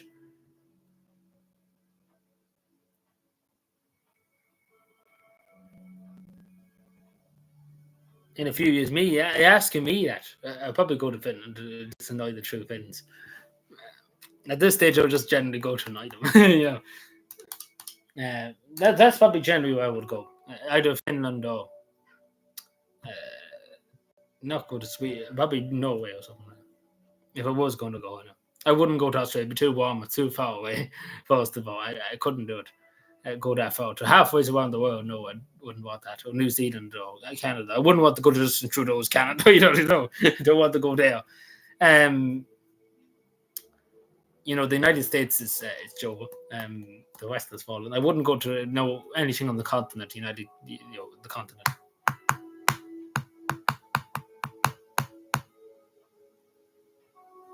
Yeah, I don't know what's the story with that, but if anybody hears anything, can you let me know? Because again, I would probably look into it a bit more, but I only seen this before I went live. It only literally came out of 4, so I don't know what's the story here. I haven't heard anything about it, but apparently it is true. But there's nothing to go on with it yet. So if anybody knows anybody in Laois, if you could find out maybe for me, because again, I only have this to go on. We'll probably find out more soon. But I don't know. I look into it later on a bit more. So yeah, just to say, so this is the Shroud of Turin, I suppose the way you say it. Some people pronounce it different. So this was found. So this is supposed to be basically the shroud that Christ was buried in, or not that they put the Christ's face. So as you can see here, that this person puts out, OT basically straight away was like it's fake in 1988 when it was found, and you probably have heard recently that there were studies done. So this is from so just to credit this person who put it up. So this is from OT 1988, October the 13th. Basically, OT straight away was like it's fake. It's fake news. This is This is because OT just hates questions. That's what you can see. But there was research done. I get the article now, probably for you in a second. Because I met the top the other night and I forgot about it. No, I don't think so, because there's a study. Because everybody seems to be very shocked. But I think it's real, to be totally honest. To be truly honest, I do think it's real. Especially now, because it seemed to have irrefutable proof that it dates back to that time. And particularly, the one thing about it is that there's blood or there was blood there's blood on it that dates back to what's the word it's called? So basically, there was a video on YouTube I put up in my community post. It's hard to explain it, but it seems to be real.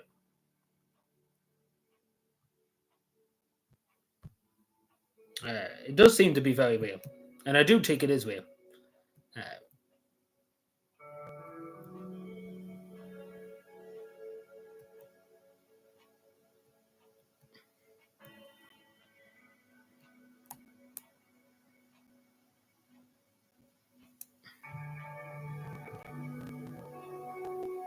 No, but I generally do think it's real. The straw. Like if you watch that video, I'll just show you. Like they've done carpenting. So the research now, Italian researchers use X-ray data to. So basically, sorry about this. So basically, it has been confirmed that it is 2,000 years old. Like the shroud, it is 2,000 years old. Like basically, the Jesus. So it was manufactured around the time of Jesus, 2,000 years old. So it seems to be, because it's literally beforehand the toddler was only the medieval, like in the medieval age, hundreds of years after Christ's death. That's what they taught in the 1980s. Literally now, they take tickets during Christ's time. Like this, they're all very certain of this. The scientists that were involved, and even there's literally somebody that was a atheist, and he's a true believer now. He's a true believer in Christ and in Christianity. Like he was an atheist, and he believes the Christ. Like it's true, Christianity is true. So he's a Christian now. So literally, for somebody like that, that's an atheist all his life, and now he believes in Christ, etc., etc. It's something very impressive, but it seems to be true because they all seem to be very shocked about it. Like the whole media seems to be very shocked about it, that it is 2,000 years old. Like beforehand, the tower was the Middle Age, but it does seem true. Like it is true.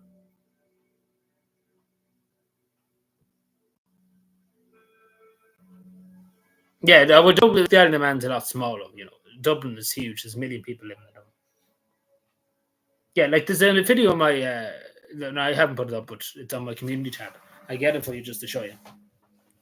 Like to watch this later on, Yusuf. Like he makes this post in the video. I'm not show you, but I'll show you on my channel. Look later on. Because I've looked into it a good bit in the background, just curious about it. And it does seem to be true. Like as I say, there was an atheist that literally didn't believe in Christ before they found this, and he's a true believer now. Like he's literally believes in it. Like he literally believes 100% now. When you see that, it's something to it.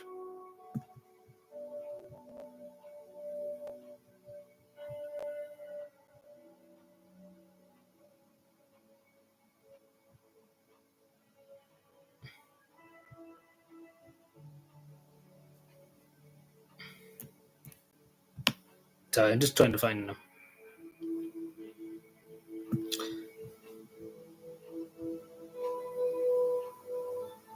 Yeah, like it's 100% seems to be true. Like beforehand in the 1980s, it doesn't, but it's very certain, 100% certain. So this video here, it's 8 minutes long, explains a good bit. I do suggest watching it, because particularly it says on the shroud itself, it shows that the person, whoever it was, even if you don't believe it was Jesus, if you don't believe it, it says that the person went through some severe trauma, like in death, like in terms of the blood samples they took, like the blood residue on it.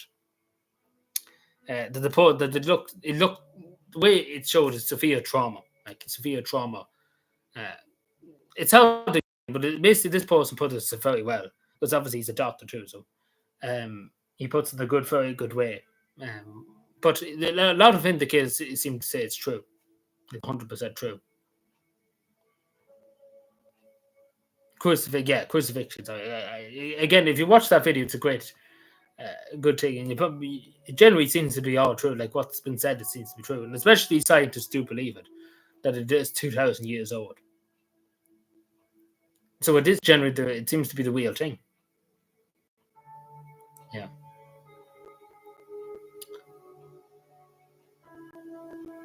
Like OT won't admit it. OT hasn't even talked about it yet because they just don't they don't want to believe in God. They're all atheists. Now, so California in the United States of America, it's considering giving loans of 150,000 to people who literally cross the border illegally. So basically, they're rewarding people for crossing illegally. Now, this is insanity, just to say. Irish government will probably do it sooner or later. They will. Like, are they mad? Like literally, are they mad? I wouldn't mind if somebody literally went through the legal process and came illegally, like legally through the border. But literally, people just crossing the border without being registered, without any ID or anything like that. They're getting free, basically, things handed to them. It's insane. It's insanity. That's a nice thing to be seen. Yeah, that's but it does seem to be. If you watch that video, it's a great example. Like, if you get a chance later on this evening.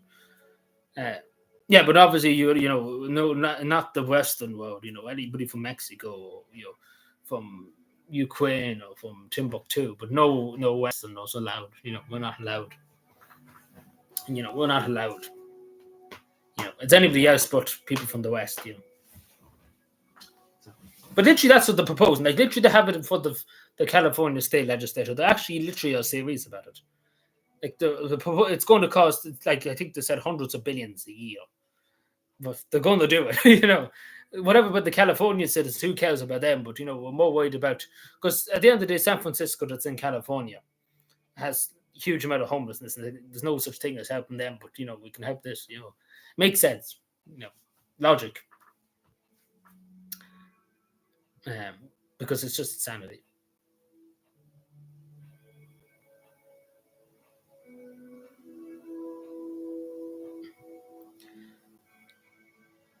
Yeah, like literally, this is the same state as that, just to say.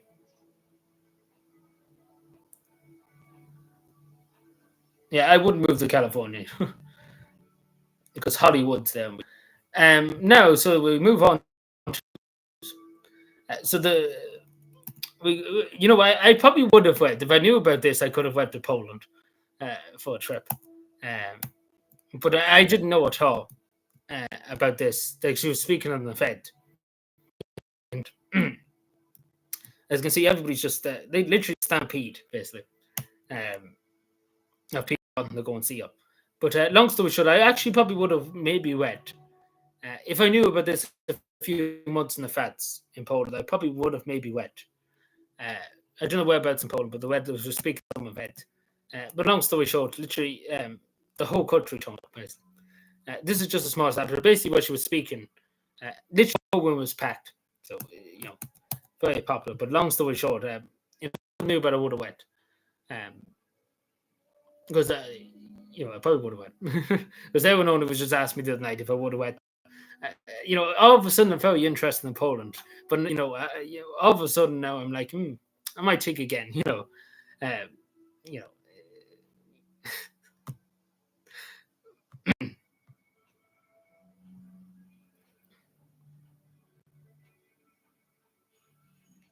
I don't know if we're speaking of something. I only heard about it today.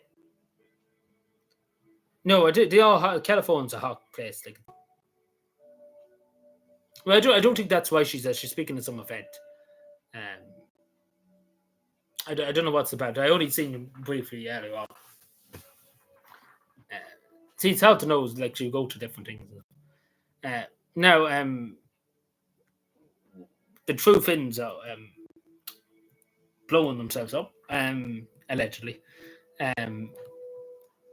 So they had a new anti-racist campaign kind of thing.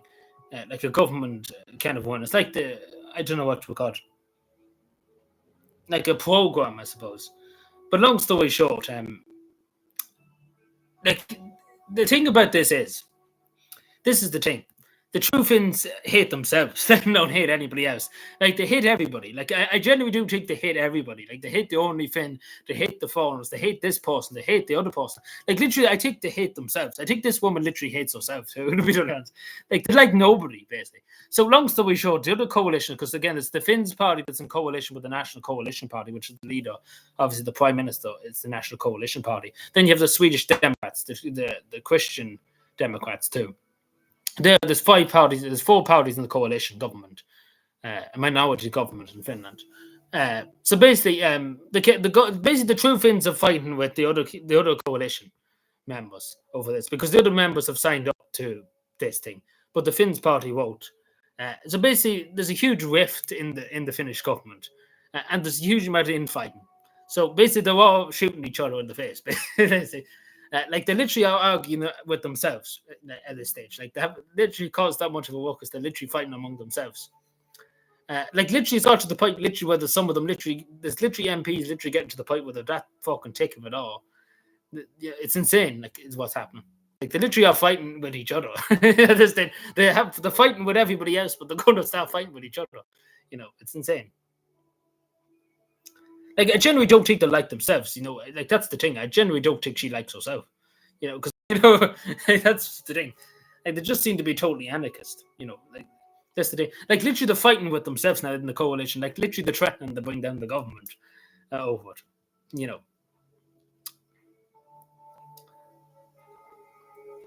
Because as everybody says, the true Finns themselves are the biggest racists in Finland. They hate the Finnish people. They hate basically.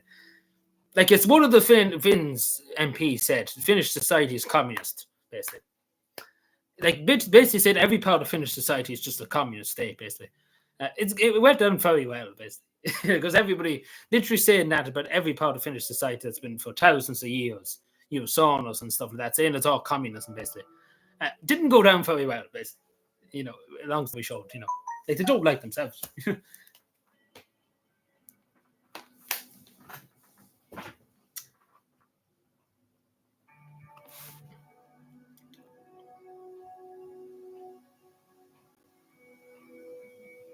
And it doesn't start there. So there's another big, huge scandal in Finland at the moment.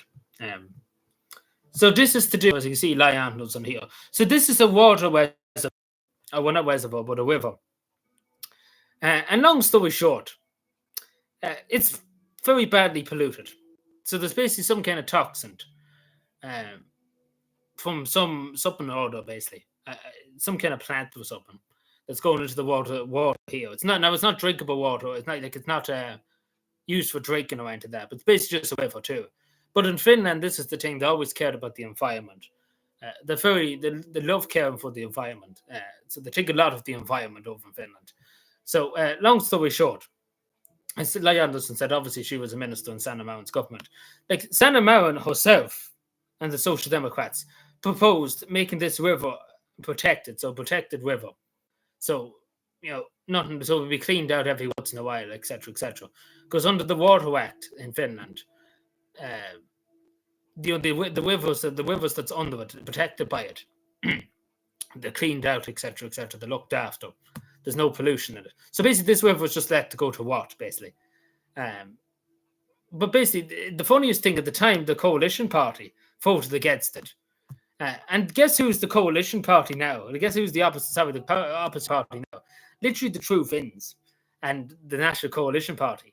And literally Sanna Marin herself wanted this to be done when she was in government, this river to be protected. Because she could see the danger of it being polluted, etc., etc. And guess what? They literally opposed it back then. They voted against it. They voted against protecting this water. And basically now it's polluted beyond belief. And people are up in arms, like quite literally up in arms with it. Because, it was proposed back then, and the opposition of then are the government of today, and that's the thing. And literally this is the biggest mess you can imagine. Because this is the sad part of it. It's going to cost billions. That's what I'm saying. It's going to cost millions. So if they would have just literally went with, the woman behind me, listen to whatever she said, because again, she was right at the end of the day, because they would have saved loads of money if they would have just voted in favour of putting it as a protected river, basically, in Finland. If they would have just put it under this act. But the coalition, the government, the True Finns, etc., voted against it. And now it's going to cost the Finnish taxpayer millions to clean it up, etc. So, fair to say she was right again, let's put it that way. So, True Finns are doing great work. Yeah, that's what I'm saying. Like, it's going to cost millions, hundreds of millions. And I wouldn't mind, but literally they were the people that stopped it, back then. Before it even was polluted. They voted against the Santa wanted to put it in the Water Act, and they voted against it. And now they're the government, and that's this mess. And they can't really point to the Social Democrats and say it's their fault because, they said it, that we need to protect this river, and they voted against it. So, it's just a bit, and everybody's up in arms about it. So it's just getting worse for them, isn't it? They should have kept Santa because, they could save hundreds of millions. Because, the sad reality is if they would have just listened to Santa back then, they would have saved hundreds of millions of euro instead of cleaning that. Like, again, it was preventable, basically, and it could have been done if they would have voted forward. But they voted against it. Like, it's insane. Back then, when Santa Mountain was in government, like, herself literally said about it.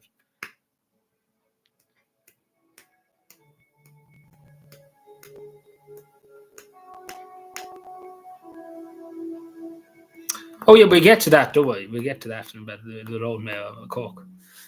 But like, what do you say about that? What can you say?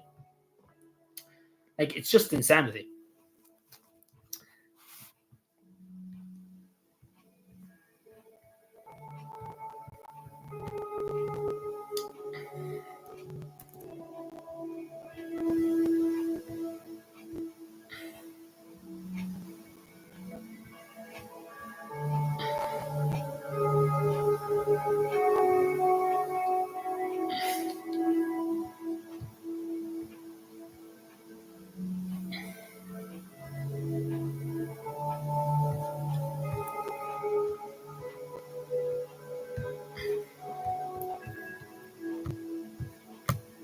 Characters, as I said, just probably seen many times. So basically, they're fighting among each other. Basically, they're fighting with each other. Basically, what I'm trying to say is, basically, one person fucked up, what they usually do, and they won't let him resign because of a political suicide. And then obviously the government's anti-racist thing we just discussed. Basically, that's in the toilet. Basically, because the True Finns have fucked it over. As they usually do. We'll get to that now in a second. But long story short, this post has gone viral around Finland at the moment. So this is, do you remember how brave the women of Santa Marin's government stood behind her and their programme together, took responsibility for every difficult decision? The current government can't even agree on anything. Like, they just generally can't even agree on anything. They're all just arguing among each other. Like, they're literally fighting with each other at this stage. Like, literally, they've done everything possibly wrong. Like, as they're saying, and they're kind of right in saying, much as the True Finns are quiet and crib and quiet, they're kind of right, because literally Santa Marin stood over everything she did. She never said, I made the decision, or whatever decision I made it in the interest of the Finnish people and stuff like that. The current government can't really say that, because they literally are fucking everybody in every conceivable way. And not to mention, too, everything Santa Marin did, just the same. Along with it is Lai Anderson's head. But literally, what I'm trying to say about this, and what the post and why it's gone viral across Finland, is that literally the whole coalition, the Green Party, the Left Alliance, the Swedish Democrats, they all stood behind her whenever she made a decision, whatever decision she took. They all stood with her. They walked with her, etc. The government in Finland is walking literally against, like, they literally are shooting each other in the foot, basically. Literally shooting each other in the foot. Like, it's just literally the biggest clusterfuck.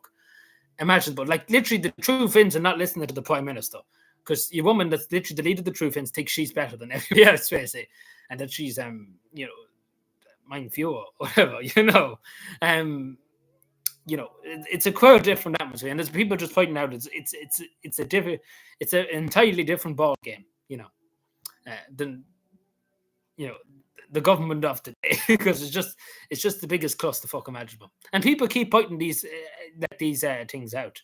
That the former government enforces the new government in Finland. It's just a mess, basically, to put it straight. Like it's generally just a mess. I don't have the disappointed. What's the it's just the what do you call it? Let's get it now. Calm and still peaceful developed music. But no, literally, it's insanity. Considering when it is true. Like this post, you can see why it went viral because it is true. Like you literally every decision San and Mao and talk with her, walk with her. They walk with her with everything. Like the Cohen government, they can't agree on anything. That's as it was that. Like they literally argue with themselves. Like not alone are they arguing with the Finnish people, but they're literally arguing with each other now over things. Like literally, the Swedish Democrats and the True Finns are literally neck and neck at the moment. Like they literally are nearly at the point of nearly fighting each other on the street, basically, because they're that annoyed with each other, basically. Like it's just clusterfuck imaginable, basically. Compared, like the government, let's put it this way: Santa Mountain's government never collapsed. Basically, there was never a threat of it falling to bits. Basically, this government in Finland now, it must be nearly 9 times they've nearly threatened. The whole government nearly collapsed and fell into bits. It wouldn't be much in loss if it did fall to bits, but long story short, it's just the most unstable Finnish government imaginable. Like it literally is the most unstable. Without a doubt, it's the most unstable in history of Finland. It's just definitely insanity. When you compare it to before and then you compare it to after, it doesn't go well, basically. It's just because literally the next post you're about to see is just literally the height of a cope.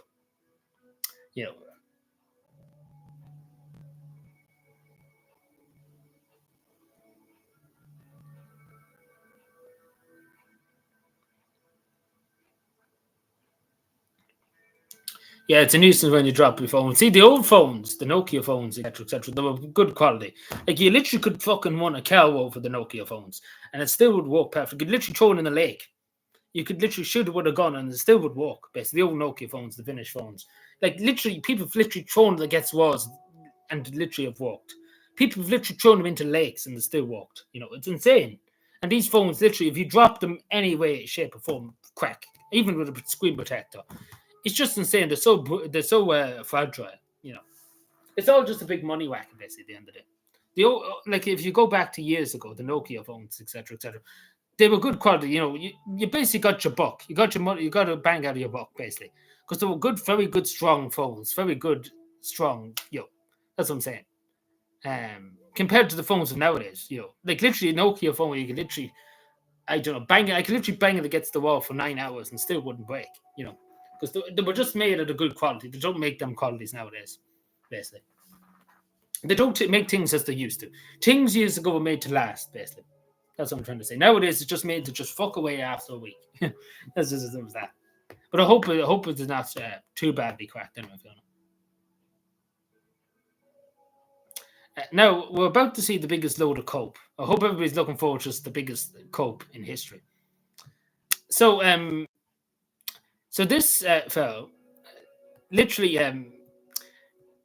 he literally hates the Social Democrat. He hates Sanna Marin. But literally, everything she does, he's literally posting about it. And as this person says, if it would load, yeah, like literally every 10 seconds of the day, anytime she does anything, this person, even though he says, I hate the Social Democrats, I hate the Sanna Marin, she's the worst person ever. She's, literally everybody says, it's pretty embarrassing to be totally honest. Because literally, this is the truth. And in the True Finns too, because all the True Finns are saying everything's Sanna Marin's fault. This is Sanna Marin's fault. Even though we're a year in government and things got worse at Sanna Marin, they haven't got any better. But long story short, I'm going to say the thing. She's literally living rent free in all their heads. That's what I'm saying. She's literally driving them insane in their heads because they literally can't. They're literally on the biggest cope.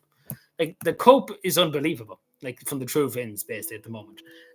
Like the cope is unbelievable. Like it is generally unbelievable the cope that's going on at the moment in the True Finns. Like they're just coping soap and feels. Like the unbelievable amount of cope. basically. Like this fellow literally every day of the week is literally like Santa Mountain's the worst. He's the worst prime minister in Finnish history. But literally every day she's like, she posted this to her Instagram. She done this. Literally, she's literally living wet free in his head. That's what I'm trying to say. Like the cope is unbelievable. He's like the true Finns are doing better. Like the cope, like I haven't seen so much coping. Like the cope, and you should see the true Finns. Like they are just generally coping. Anytime.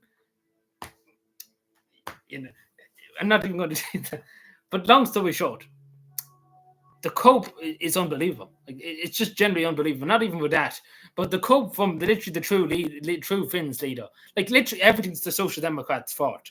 And when she's asked the question, how everything is the Social Democrats' fault? How has the debt gone up?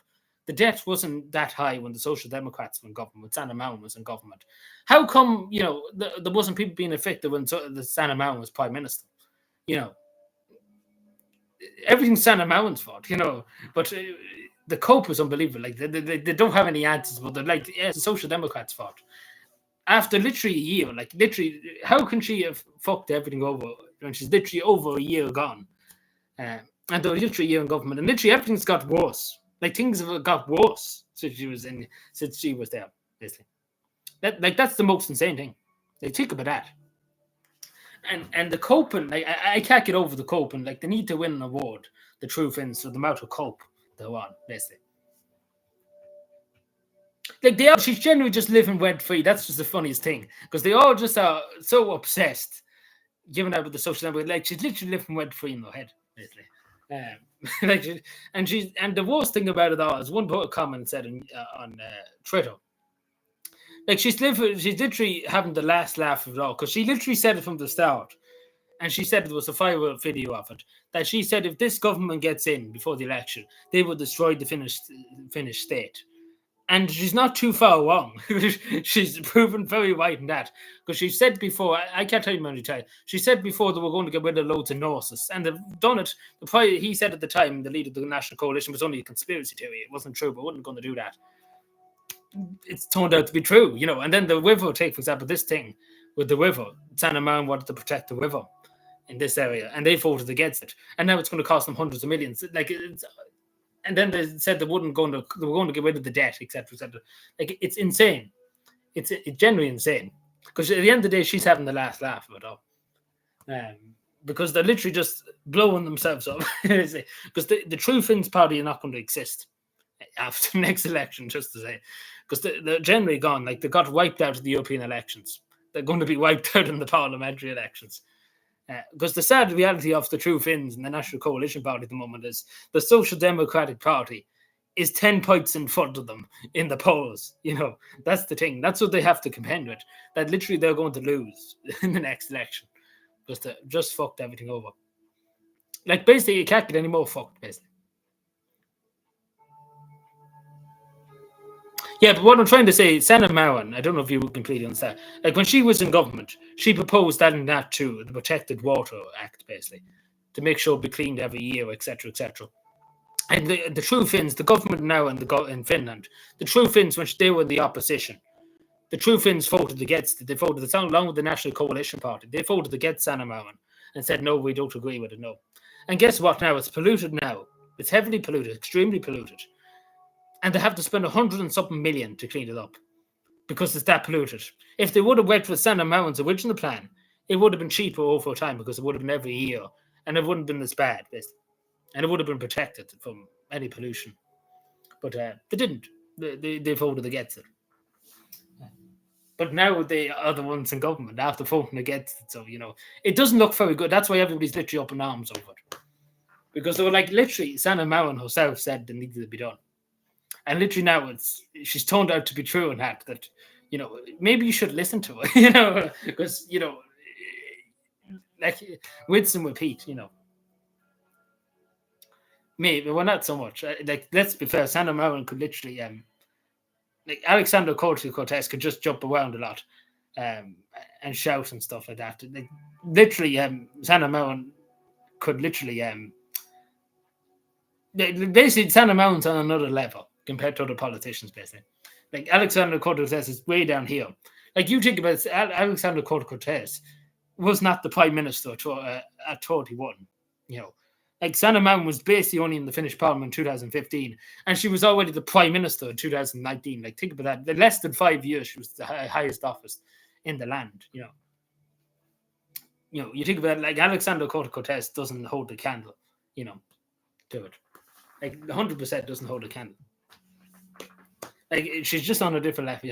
Alexander Cortez just has to get good, get better. Like 100%.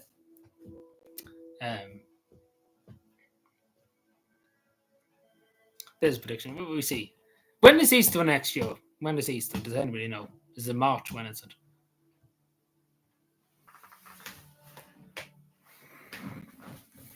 But anyway, no, just answering there on Only's question he asked earlier on. I briefly touched on it.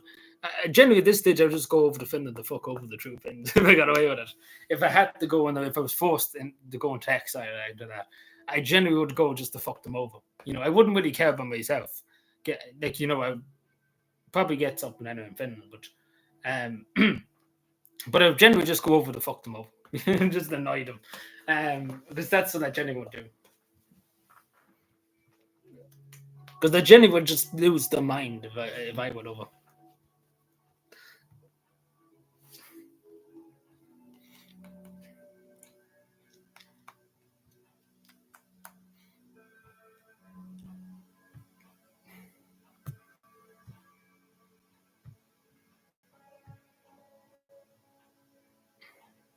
Yeah, does anybody know what Easter is next year? It's probably in April, is it, or something? I can find it out, actually. April, yeah. I was thinking. I can't confirm or deny. Meanwhile, in the Ministry of Sit-ups.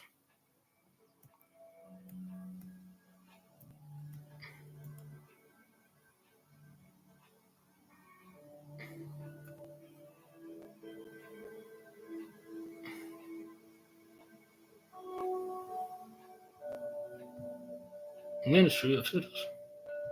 Yeah, it's always seems to be getting later. It was this year was early enough, I think. Yeah.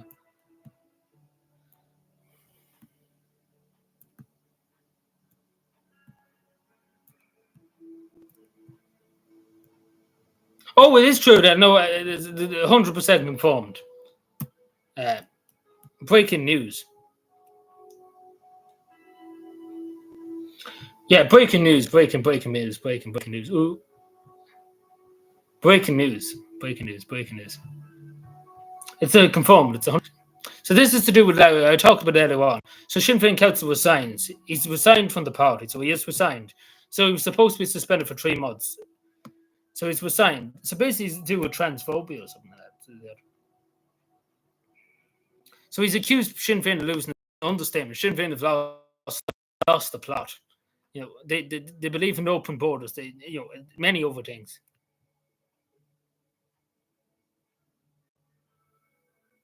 Yeah, like he's not wrong. I wouldn't blame him. He's not wrong in that. They're not like they're just literally all for the hate speech bill, Sinn Féin. So in fairness, give him a clap on the back. Very well done, for resigning for his office. Very, very well done. We have more Sinn Féin people to do this. But long story short, this is what we need. We need people like this that are willing to stand up. Because again, I know myself in Sinn Féin. You will be bullied. You'll be told to shut up and sit down and be quiet. So in fairness, very well done to this man. Clap on the back. Because, it takes guts. It takes guts to do it. Not many people do it nowadays. There's Fianna Fáil, Fianna Gael councillors and TDs are afraid to speak up. They're too ashamed. They're too afraid of losing their seat, losing their money. They can fairness them. They take my cap off to him. So, yeah, like Sinn Féin are just out of touch with everybody. Like they're just pro this, pro that. They're not pro-Irish, they're pro everything else, but they're not anything else. But they mean basically ourselves means nothing nowadays in Sinn Féin. Palestine is more important to all of it, as Sinn Féin said themselves. Even though what's happening in Palestine too is an important issue, of course. But still, at the same time, you should probably be worried about your own country. Yeah, no. But so I posted the decision, but it was a pilot thing. But yeah, like this is 100%. Now I probably will get banned probably for saying this, but literally, nobody. There's only one. Either you're born a man or you're born a woman. You can't choose. Basically, there's no such thing as in between. In my opinion, my humble opinion, women should take part in women's sports, and men should take part only with men and men's sports, and women's sports. There should be no in between, basically. And if that's far right away, then so be it. But that's literally the way it should be, and it's been for thousands of years. So I don't see anything wrong with this. But apparently, Sinn Féin didn't like it. You know, he was misgendering somebody. That's a crime. You know, that's illegal. You know, so Sinn Féin kicked him out of the party for 3 months, and he took the decision to resign. Like clap on the back to this fella, 100%. Yeah, we need more of them. Some other Sinn Féin cats do the same.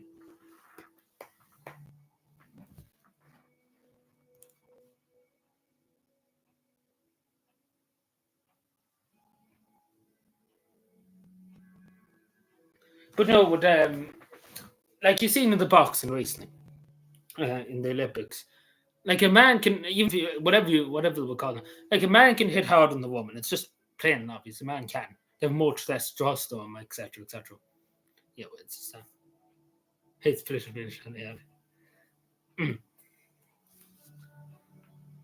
But yeah, no fair play to this cat. So I didn't know it was true, but it is true. So it's 100% confirmed now. So in fairness to him, he done the right thing. I'm not going to give him a go for it. He done the right thing. Like we need more of these people.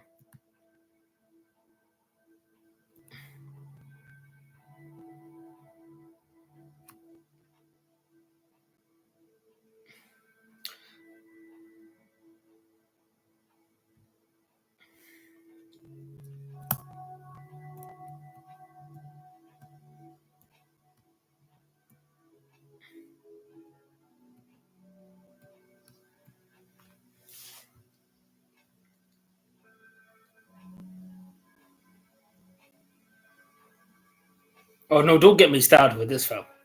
Yeah, I see him all the time on Twitter. Don't get me started. I know who he is. I see him.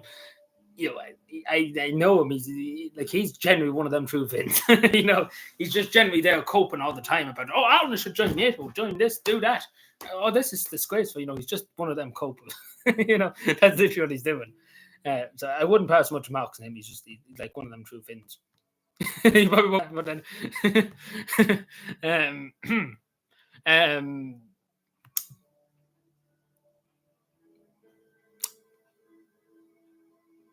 how about we don't take in as many people, maybe, and then we can sort that out? Because literally at the moment, how can you process 150 people, and especially there's only something like 150 or so, 200 members of the Gaudi, what do you call it?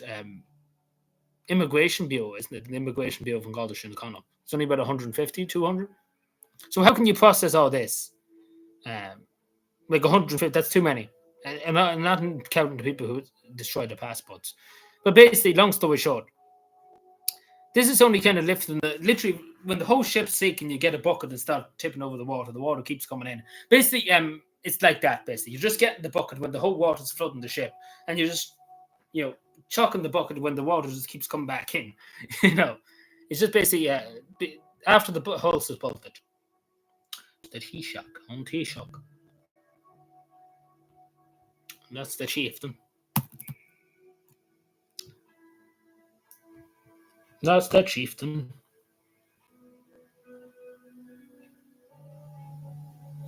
Like his own country's not in NATO.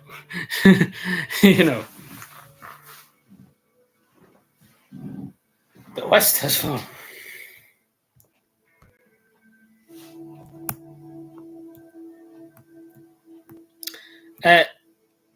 So I hate the Irish Independent. The West has fallen. McDonald's is going to open stores across Ireland and the UK. Now, in fairness to the Irish Independent, they kind of got their head out of the ass for the first time in a long time. Welcome more fast food chains with open arms when the country's fat. Like the country, a lot more people becoming obese. Like it is true. It's Very obvious that people are obese. Not even that. We see in America, this is a huge problem across the whole Western world. Um, but at the same time, too, you could argue McDonald's is bringing jobs, is bringing money into the economy, etc., etc. You could argue that too. But at the same time, I think we have enough McDonald's, to be totally honest. I don't think we should open more. I think we have enough, to be totally honest. I think what we have is good enough and should do. But at the end of the day, I suppose it's their business. But at the end of the day, this is a huge problem in Irish society. Not even that, across the whole Western democracy, the whole Western world. It's something that we do need to address. It's something that we do have to combat and try and work something out. Especially among young people, it's a huge problem nowadays. We need to try and combat that. And obviously, these things don't help. And obviously, fast food, etc., doesn't help. But I suppose at the end of the day, there's little much you can do, I suppose.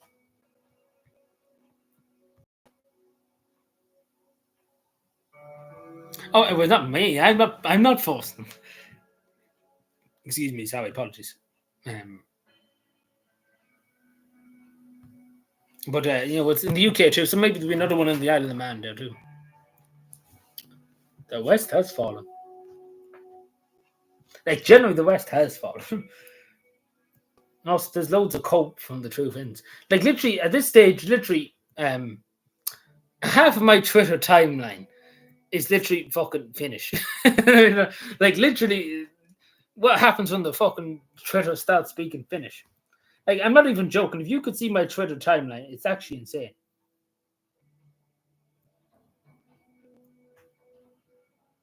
There's more Finnish than there's anything else.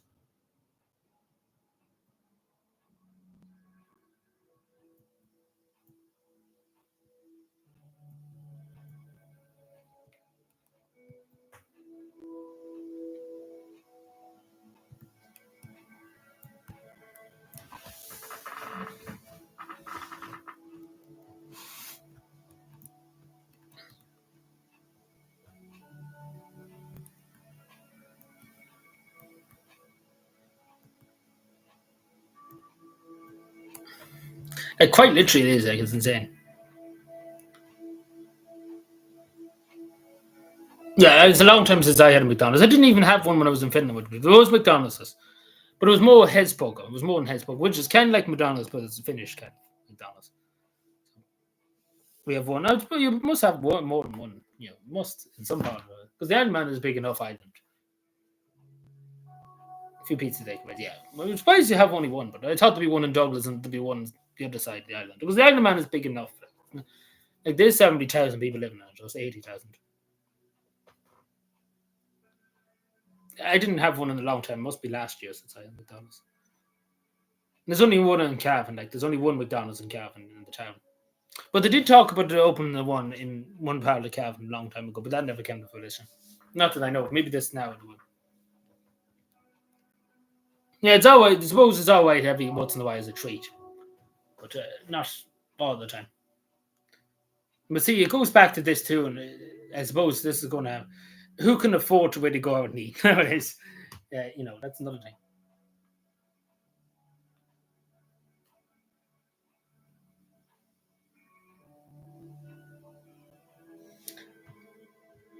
Don't worry, I'm reading the comments. I might not address them. Yeah, I do read them though. So, wait. Um, yeah, just when I'm here too. I'm sure people heard about the Telegram posting over Telegram, like the CEO over Telegram was detained in France. Um, but on the light, it's got a bit dark now. No. Oi, oi, sana.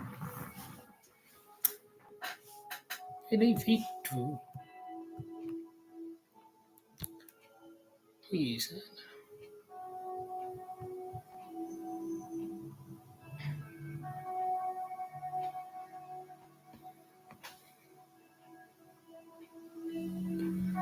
Please, let me see.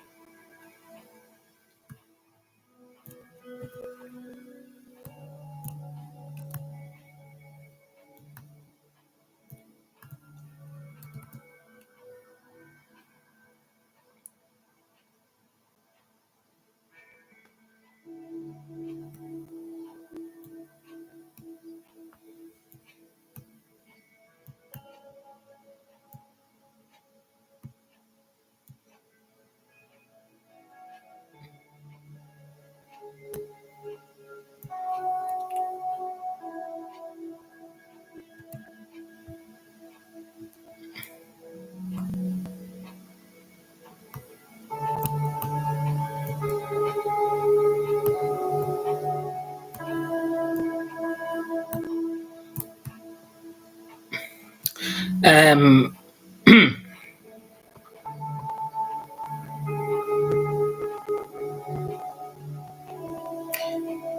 so yeah, just give me a second.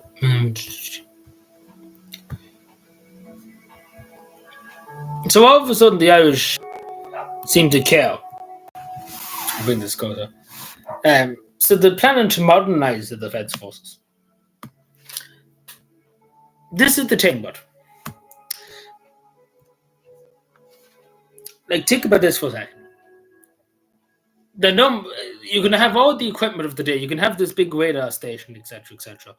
But at the end of the day, this is the thing. This is the thing they have to understand.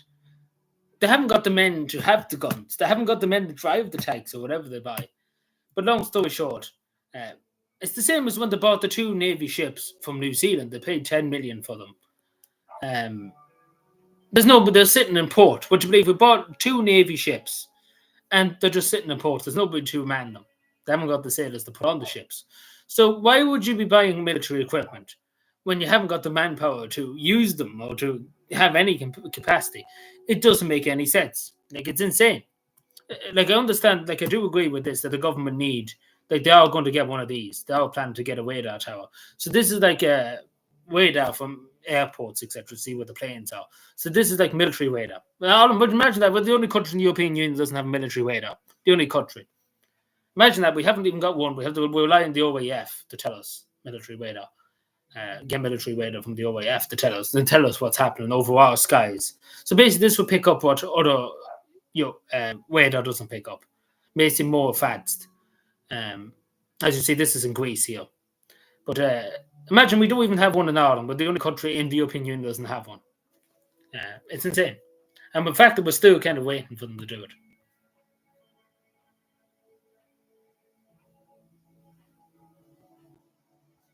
I never was that big fan of coffee. Like, a lot of people like the spice bags and stuff like that. I never was kind of into it.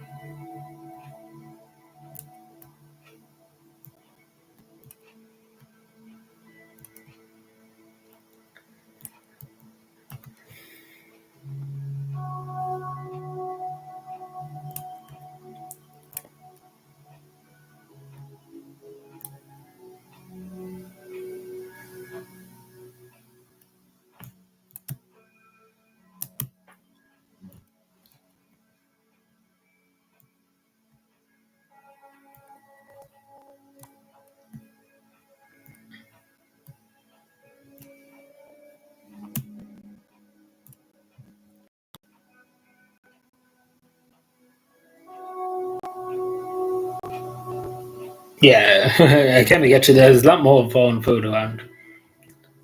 I never was into Indian or Chinese or anything like that. To be totally honest with you. I'm just looking for other stuff now at the moment. There's other stuff I meant to talk about. Like, there was an awful lot of stuff tonight now I did talk about.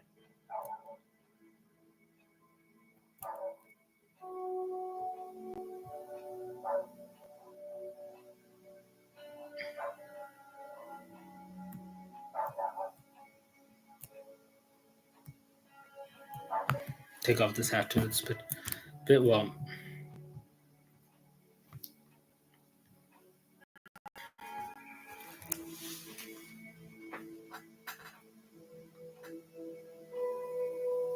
So give me a moment.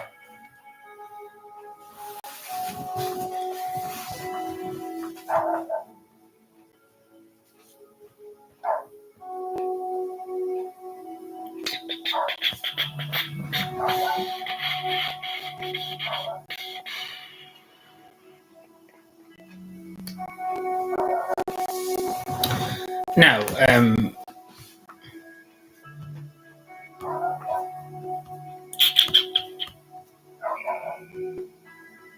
don't know why it's lagging, probably because of all the other things.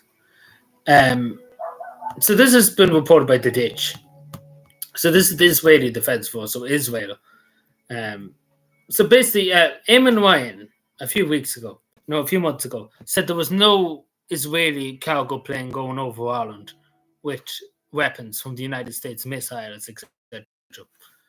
Because obviously, being a neutral country, we probably shouldn't be allowing big airplanes with loads of bullets and bombs and the bombs that are used to blow up loads of innocent children in Israel.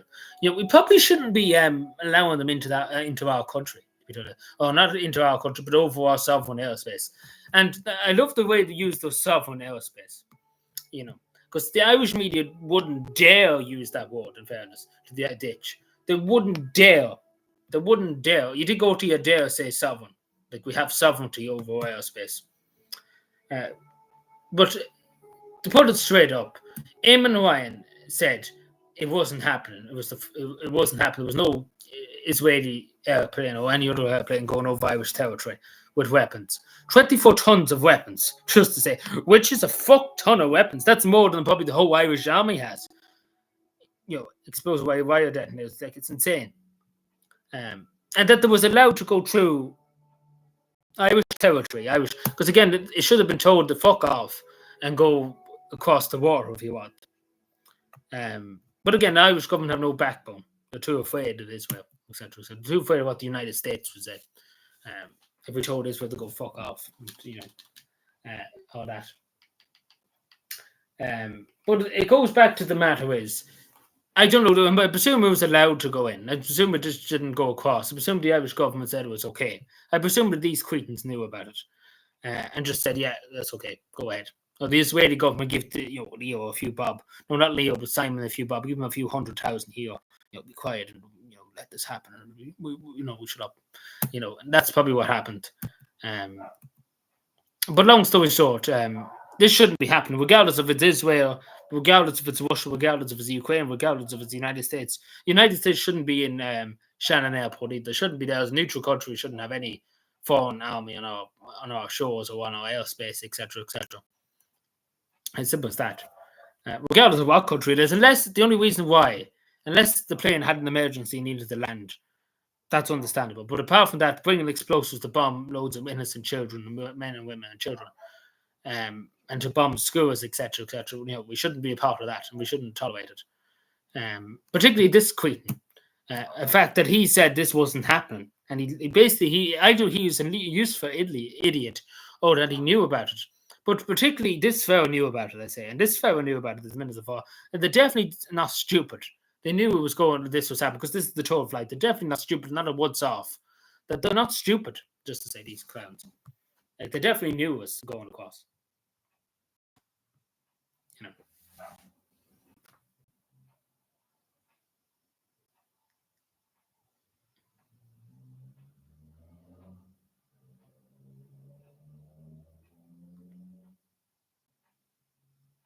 There's a Dublin fellow that refused food.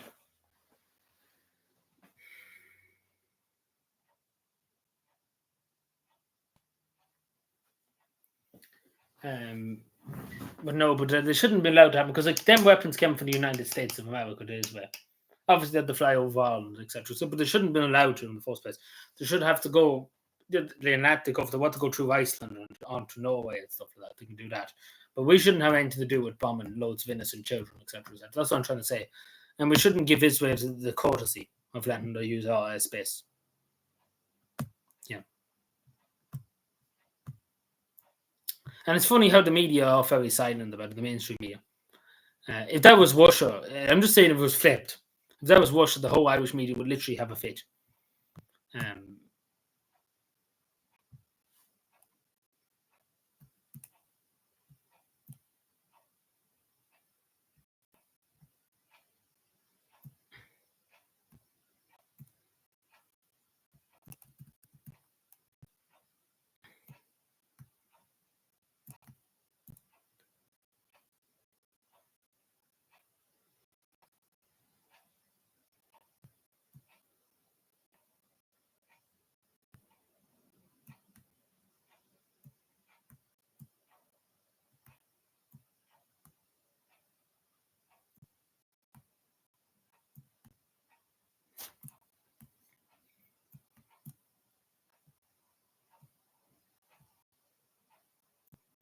Oh, very quiet now without music.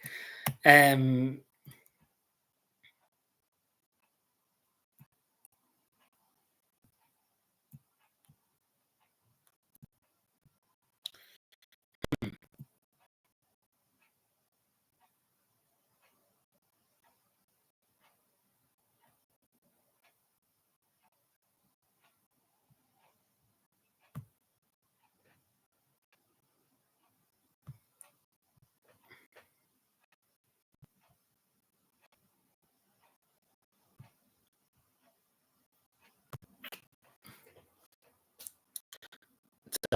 what does it seem like? What did it call? Give me a moment, sir. Um,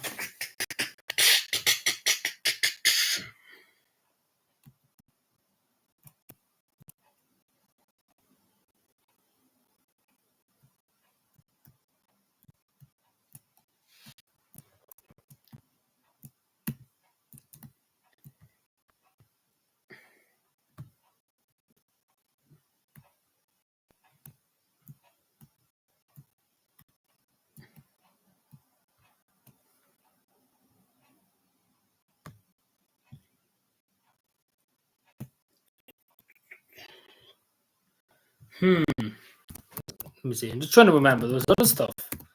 Like there was a big load of stuff. There was that many stuff I can't actually remember. And that's the funniest thing about it all.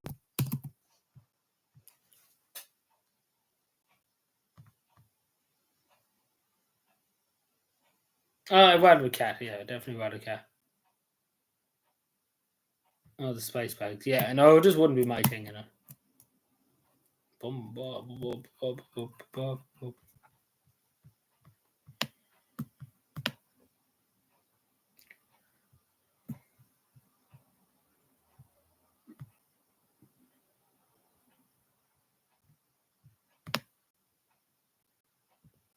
Oh yeah, I think I remember now. So,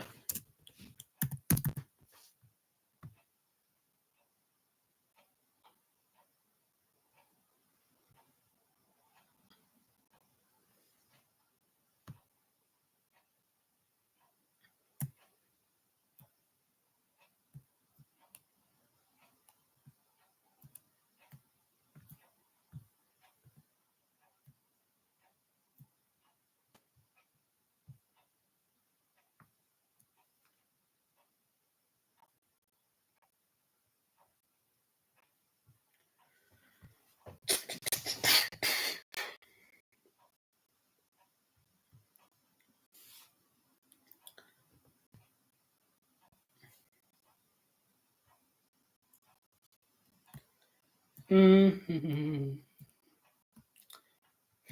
where was this?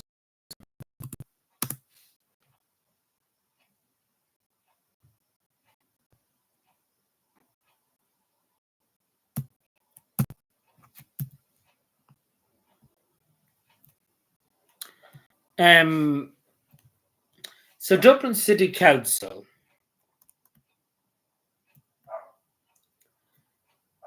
So Dublin City Council. So this is going to be another major data set, though. Um, so as you know, the main TikTok data set in Europe is in Ireland. The Facebook servers are in Ireland. Like all the big data sets are basically in Ireland because they pay no tax. Um, Finally, Dublin City Council has a bit of balls. And so Google was planning a big, huge data set. So they rejected that over energy consultant. So finally, they did something useful. These councillors, because these are like these data sets are taking literally the whole energy of a country. Like literally every household in the country doesn't produce as much energy as these data. One data set alone does the whole energy of a whole entire country. Would you believe that? Think about that. Like it is insane to think about it. Like it is insane to think about that. And they pay no tax here, so that's the best part of it all. So it's good that finally um, common sense happened there.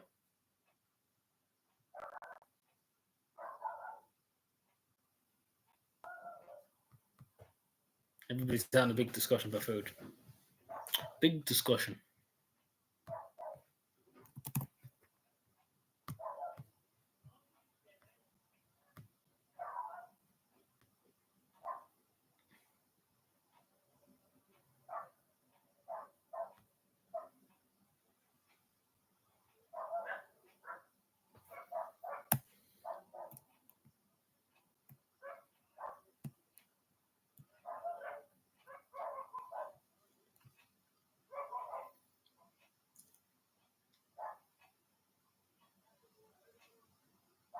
Yeah, like that's what I'm saying. It's insane.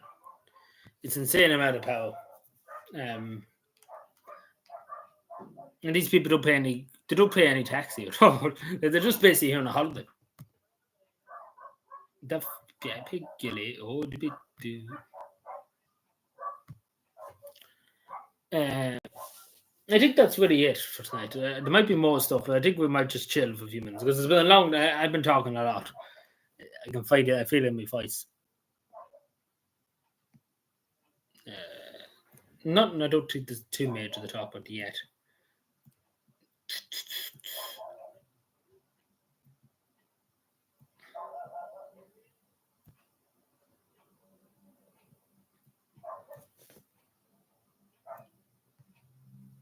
I have to show you my Twitter timeline at some stage because it's just full of Finnish. It's more Finnish than it is English stuff. How the West has fallen.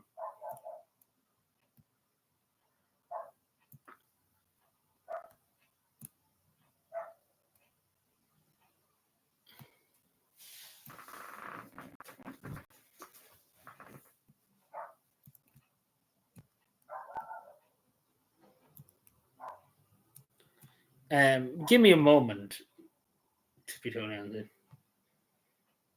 whose dog? I don't know. Probably just some dog passing by. Yeah, I know. It's probably just some random dog passing by. So apologies for that. Hopefully, go away. So you can be a nuisance sometimes. Off, off, off.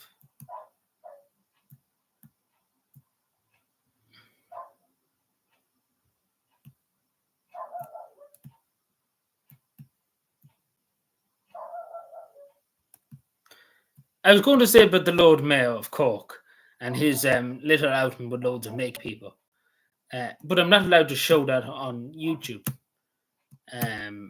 So apologies about that. But long story short, very sus. 10 minutes. I don't know. It's not my talk. I don't know. So I don't know. Maybe the supping up a tree or something. Yeah, just go back to this. As you can see, there's just a huge amount of people. Like this is not all of them. There's some there, and there's ones behind us. As you can see, a crowd of people. So basically, the whole room was packed. Like Alexander Cortez couldn't do this. Basically, like nobody would turn up. Basically, what in reparations, etc., turn up, but not and nobody else would turn up. Basically, you don't really want to know. I can't show it on YouTube, unfortunately, but if you look it up on Twitter, you definitely find it. Yeah, because I can't show it on YouTube. Democracy is not allowed.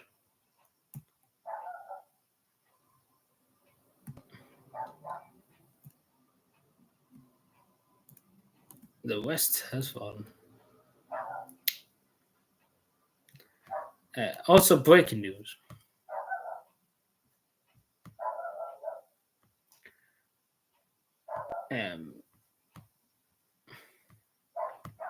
That I don't know what he's barking at.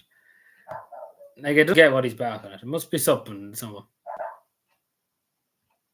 I say it must be some kind of squirrel or some kind of joke. I hate how laggy this is. This might be the last thing I show tonight. So we probably know about Eli Buck. So he was released about a month ago from prison after doing about a year or a bit more than a year because he kept attending the school. Now it's a long story over the whole lot of it, but long story short, basically he was asked to call. I don't know what you would call them, but he was asked to use the they them pronouns. And obviously he refused, which was right. So, because I wouldn't do it. So I wouldn't call somebody they them. I do a man or you're a woman, and there's no in between. And at the end of the day, people who use pronouns like they them, he, she, her, etc., they're a bit delusional. To be totally, they'll put it straight to you. Because let's be fair, if you want to live in your own fantasy world, live in your own fantasy world, but don't bring other people into your own fantasy world if they don't want to participate in your own fantasy world. That's the way I see it. If you want to use it by yourself, you call yourself she, ho, and that's perfectly okay. But I wouldn't demand somebody to use them, etc., etc. It shouldn't be allowed. It's a percent. Like you can't force somebody to call anything. If they call you a man or they call you a woman, that's what you are. Um, but they shouldn't be forced to use they them pronouns. But that's how this all started. Basically, he was the principal told him to use them, and that's what happened. Then he was suspended, etc., etc. He was sent to prison because he kept attending the school, and he basically got out, and the schools are back now. Basically, he's attending still. Now, I do think he's made his point. Basically, I do think he doesn't need the style to keep attending. Like he's made his point. He definitely would get a job in another school somewhere else in the United States, or even in some part of Ireland, some other Christian school. He definitely would. Um, but I think he's made his point. Basically, that's what I'm trying to say. In all the stuff he's talking about, because he's writing a lot of stuff he said. But I do think keep going to the school. It is affecting probably the students of the school that he's going to, because they're probably all busy looking outside the window at him. Um, if that makes any sense. But I get it at the end of the day. But yeah, just to say he was arrested because the main thing was he defied the court order basically to stay away from the school. Just that. I don't know if I added that. But I do think he's made his point. I don't think he needs to go back, keep going back, to be totally honest. Because he's beaten the state really in a way. When they had to release him that time, he definitely bet them because they kind of give up and let him go. Like he's made his point, I suppose. If that makes any sense.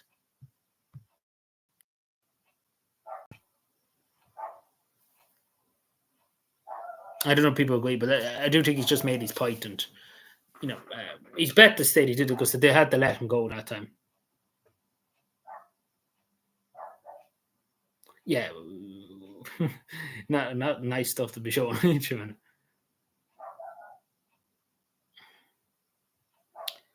It wouldn't be on any news, but if you look it up on Twitter, you'll probably find it.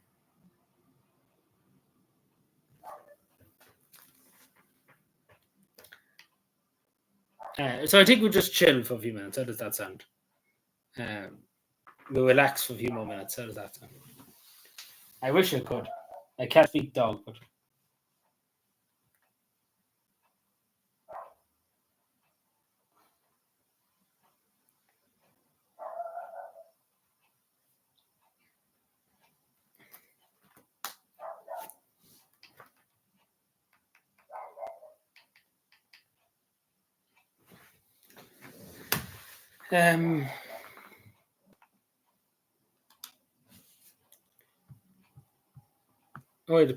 take off my hat. It's a bit warm.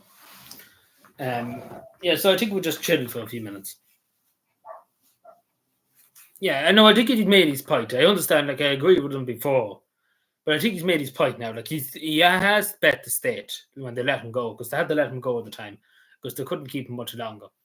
And he's made his point because he got what he wanted. The state give up basically. At the end of the day, what he's really doing now is, he's really distracting the children. My opinion is, that's what I think in my head. Because at the end of the day, he's not going to get his job back because they're not going to do it with St. School. And we all know what's the correlation. They're going to throw him back in prison. And I think it just says this because he has basically won. Basically, he's proven his point. And that's what I think he has proven his point. Like he spent all that time in prison, and he's proven his point. He's proven that he's committed to what he believes. He's proved that the state couldn't hold him forever, etc., etc. You know.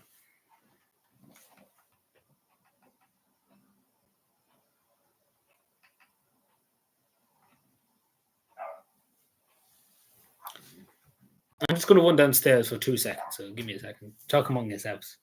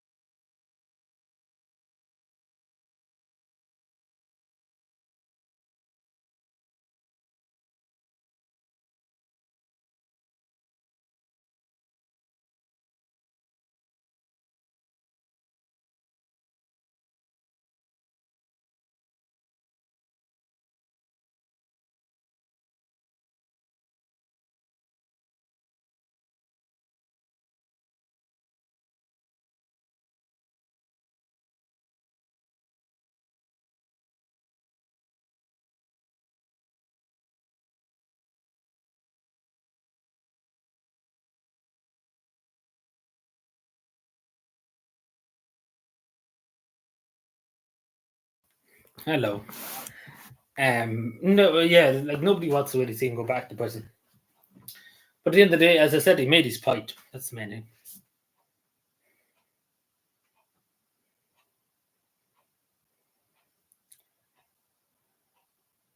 Yeah, what a stream!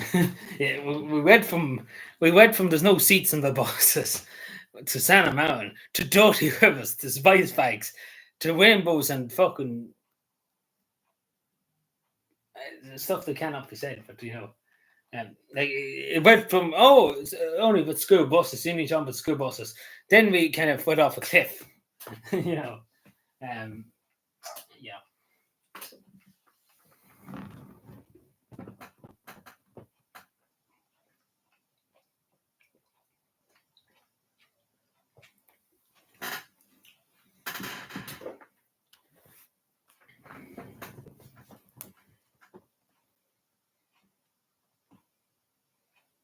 Sorry, I'm just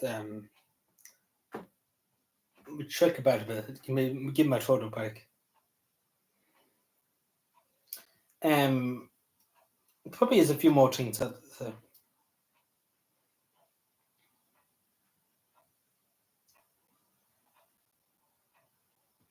What day is tomorrow? It's Thursday.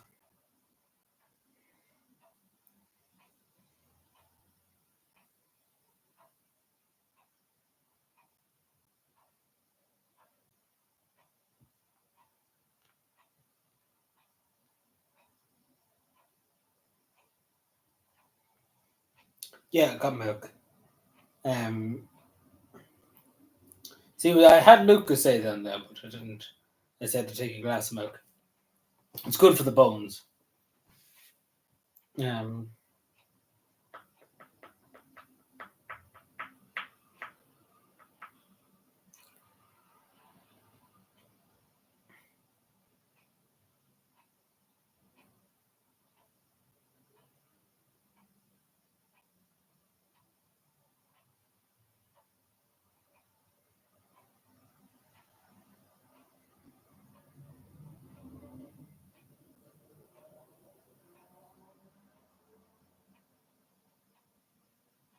yeah, Halloween's coming up. We won't find it now.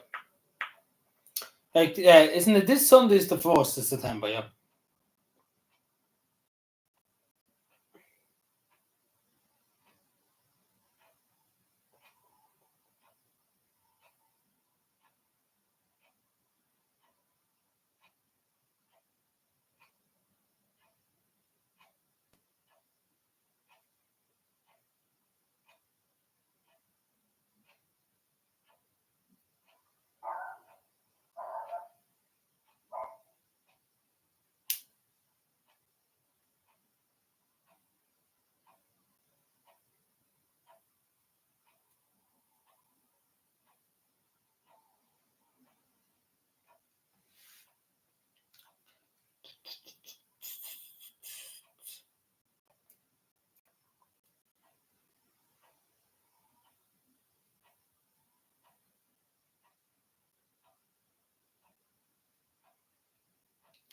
Halloween and then Christmas, indeed.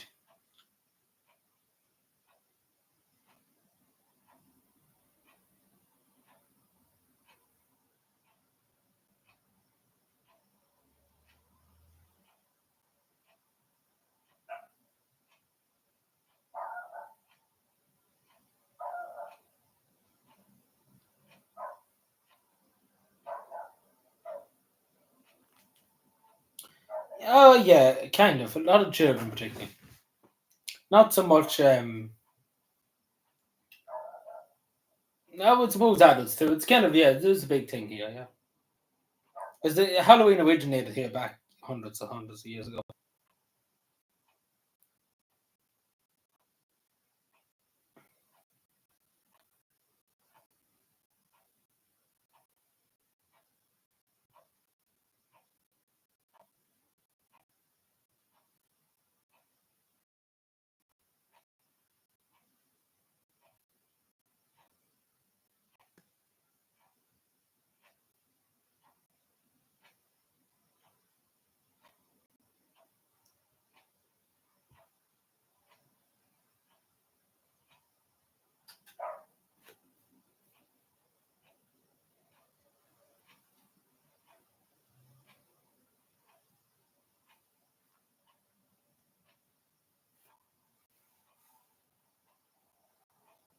So I'm just looking to make sure I have everything I want.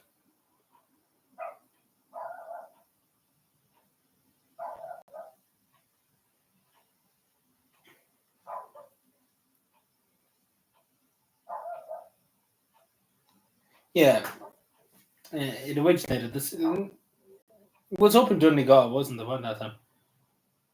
Oh, well, no, not so Donegal, but I think mainly in Donegal and stuff. No more 40 much now. I haven't.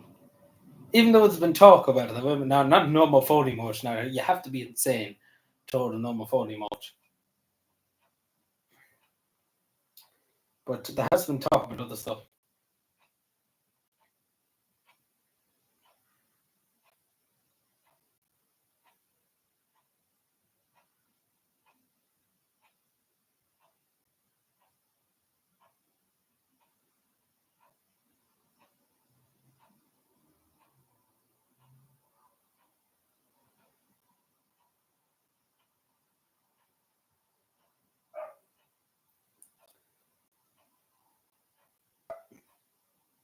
Number 40 curtains. No, I'm not doing that.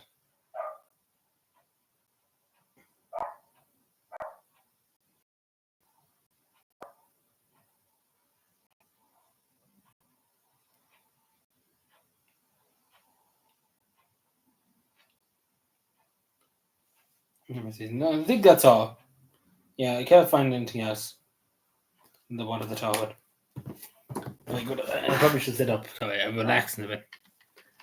Because it's helping your posture too. I suppose I shouldn't be like I'm bent over a bit. I know that sounds dangerous, but no, I'm bent over a bit talking here. I probably should be just sitting back, kind of more better posture than kind of leaning like that. That's because that's what really I'm doing. I'm leaning like this. No, I should be kind of sitting back formally and stuff like that. Yeah, that's what I should be doing. Let me see. Just one more thing, actually, but just in here. We'll go with 9 now.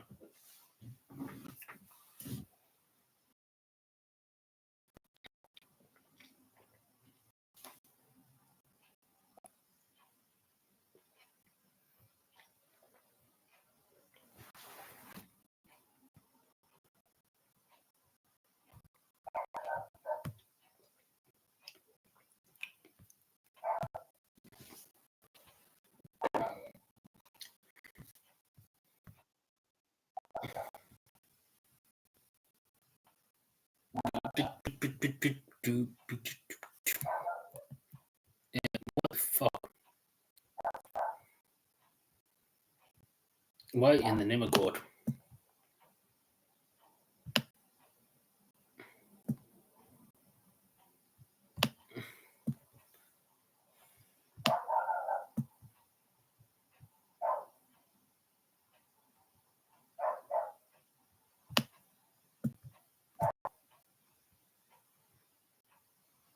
Sorry, give me a moment.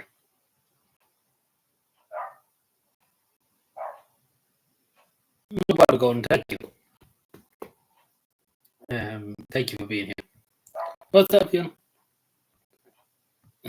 Smuggled Lucas about us. This is driving me mad. Time. Have a good night, Gordon, and thank you for being here. My God, why is this not going down? This is outrageous.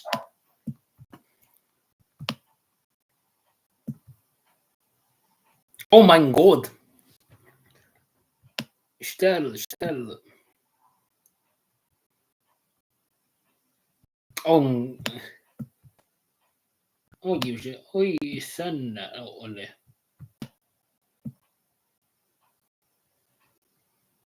Oh my God.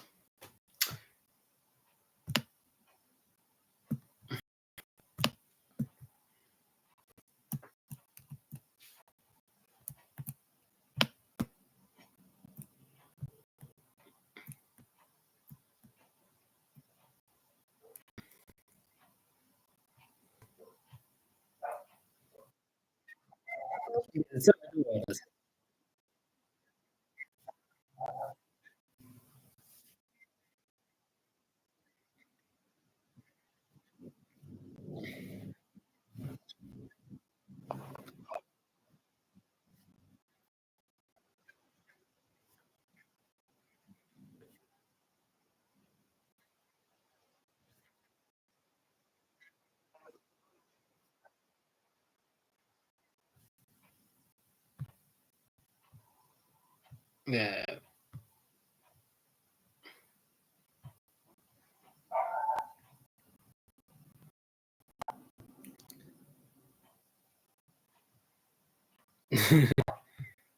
And I want to see is the audio walking. I don't know if the audio is walking, so can you walk? So this is what I was in the church. She done that thing.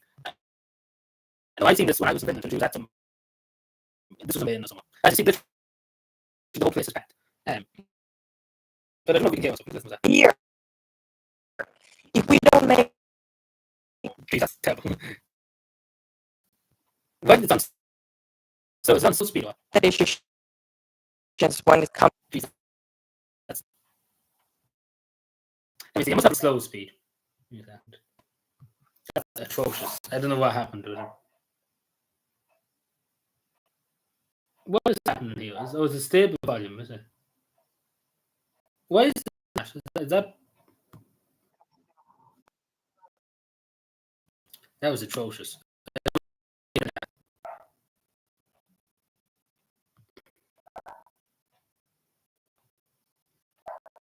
That was atrocious.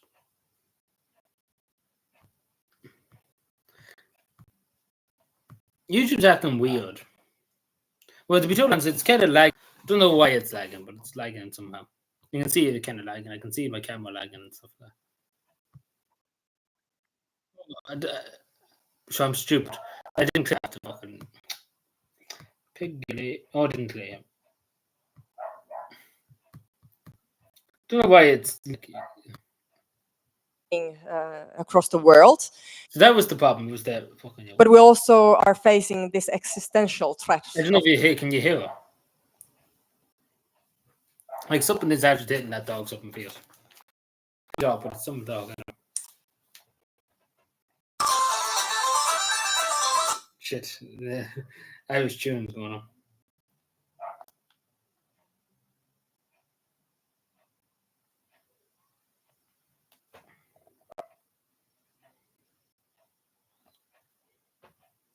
Piggery.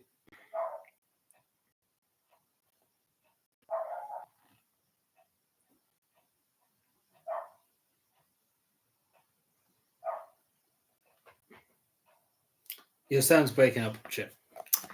Perfect. No, but can you hear her? Kind of. I don't know if you can hear. I have my stream up. You can hear the dog very clearly. Like that is very clear. The dog. Your sound's breaking up. Let's see. Fourth in the world with the aim to become carbon neutral by 2035. So are you confident that your country will succeed? And how is the new geopolitical reality affecting transition targets? Oh, you can hear it. Yeah, you can hear it. Yeah, no, but no, I can see it this week. Yeah, it's just kind of I don't know. It's kind of weird. Like when it's playing, it's kind of weird the audio. But you can hear the dog. Like I didn't think you can hear it that much. Like you just generally can. Like the dog's probably over the other side, the other side of the road, and you can hear him very clear. This is kind of muffled a bit as well. Don't know why, but that's okay. You can hear him. But this bit particularly. Unfortunately, geopolitics isn't the only threat that humankind is facing, and conflicts and wars that we are seeing across the world. But we also are facing this existential threat of climate change and loss of biodiversity. And if we don't tackle these threats, we don't get another chance. And this is the harsh reality here. If we don't make the decisions when it comes to reducing emissions, when it comes to make sure that we have those carbon sinks or prevent mass death of different species, then we don't get another chance. We don't have another negotiation round with Mother Nature, so we need to act now. Why Finland put up such a high, I would say, very high target of becoming climate neutral just within 10 years? There are two reasons. Of course, we understand that next bit. No, what she says next. Like I think Game and Wine needs to see this bit. We are a small country and we cannot affect climate change ourselves. We know that Finland becoming climate neutral, it doesn't save the world. We need all the big players. We need China, we need US, we need all of Europe, we need every country on board to make these changes within our society. So we're not stupid in a way. We know that we cannot make a big change as a single country. Like this bit alone, like let's be fair, Simon Howes and Leo Frank and all, I think it'd save the world.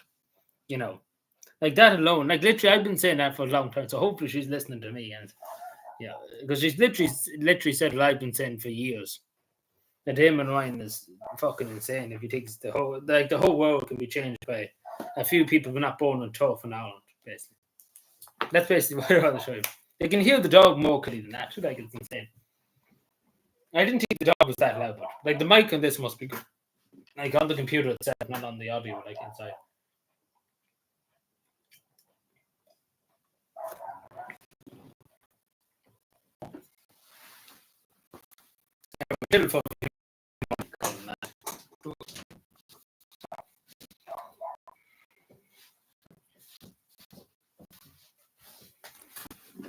Yeah, it's insane. I didn't think it was that loud, the dog barking.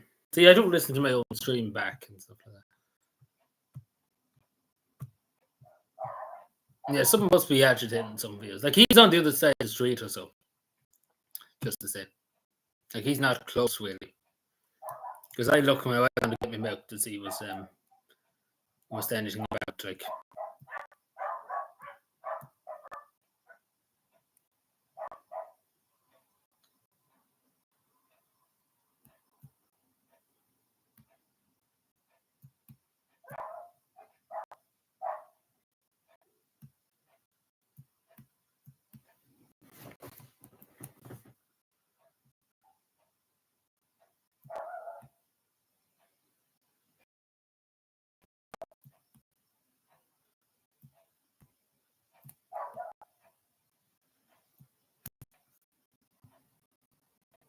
So, yeah.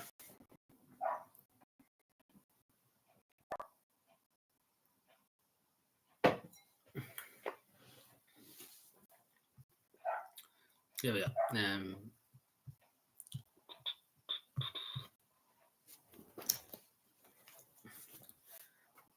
Just what I just refreshed the chat. It's not there. We're all just talking about fishing. It's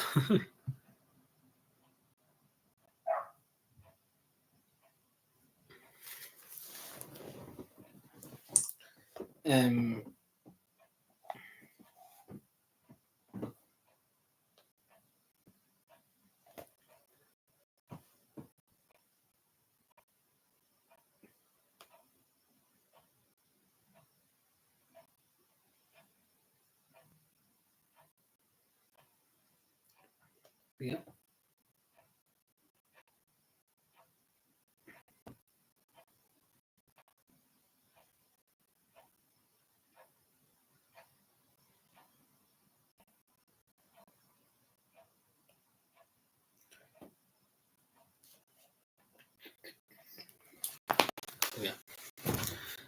So I think we might have called it there, Anna.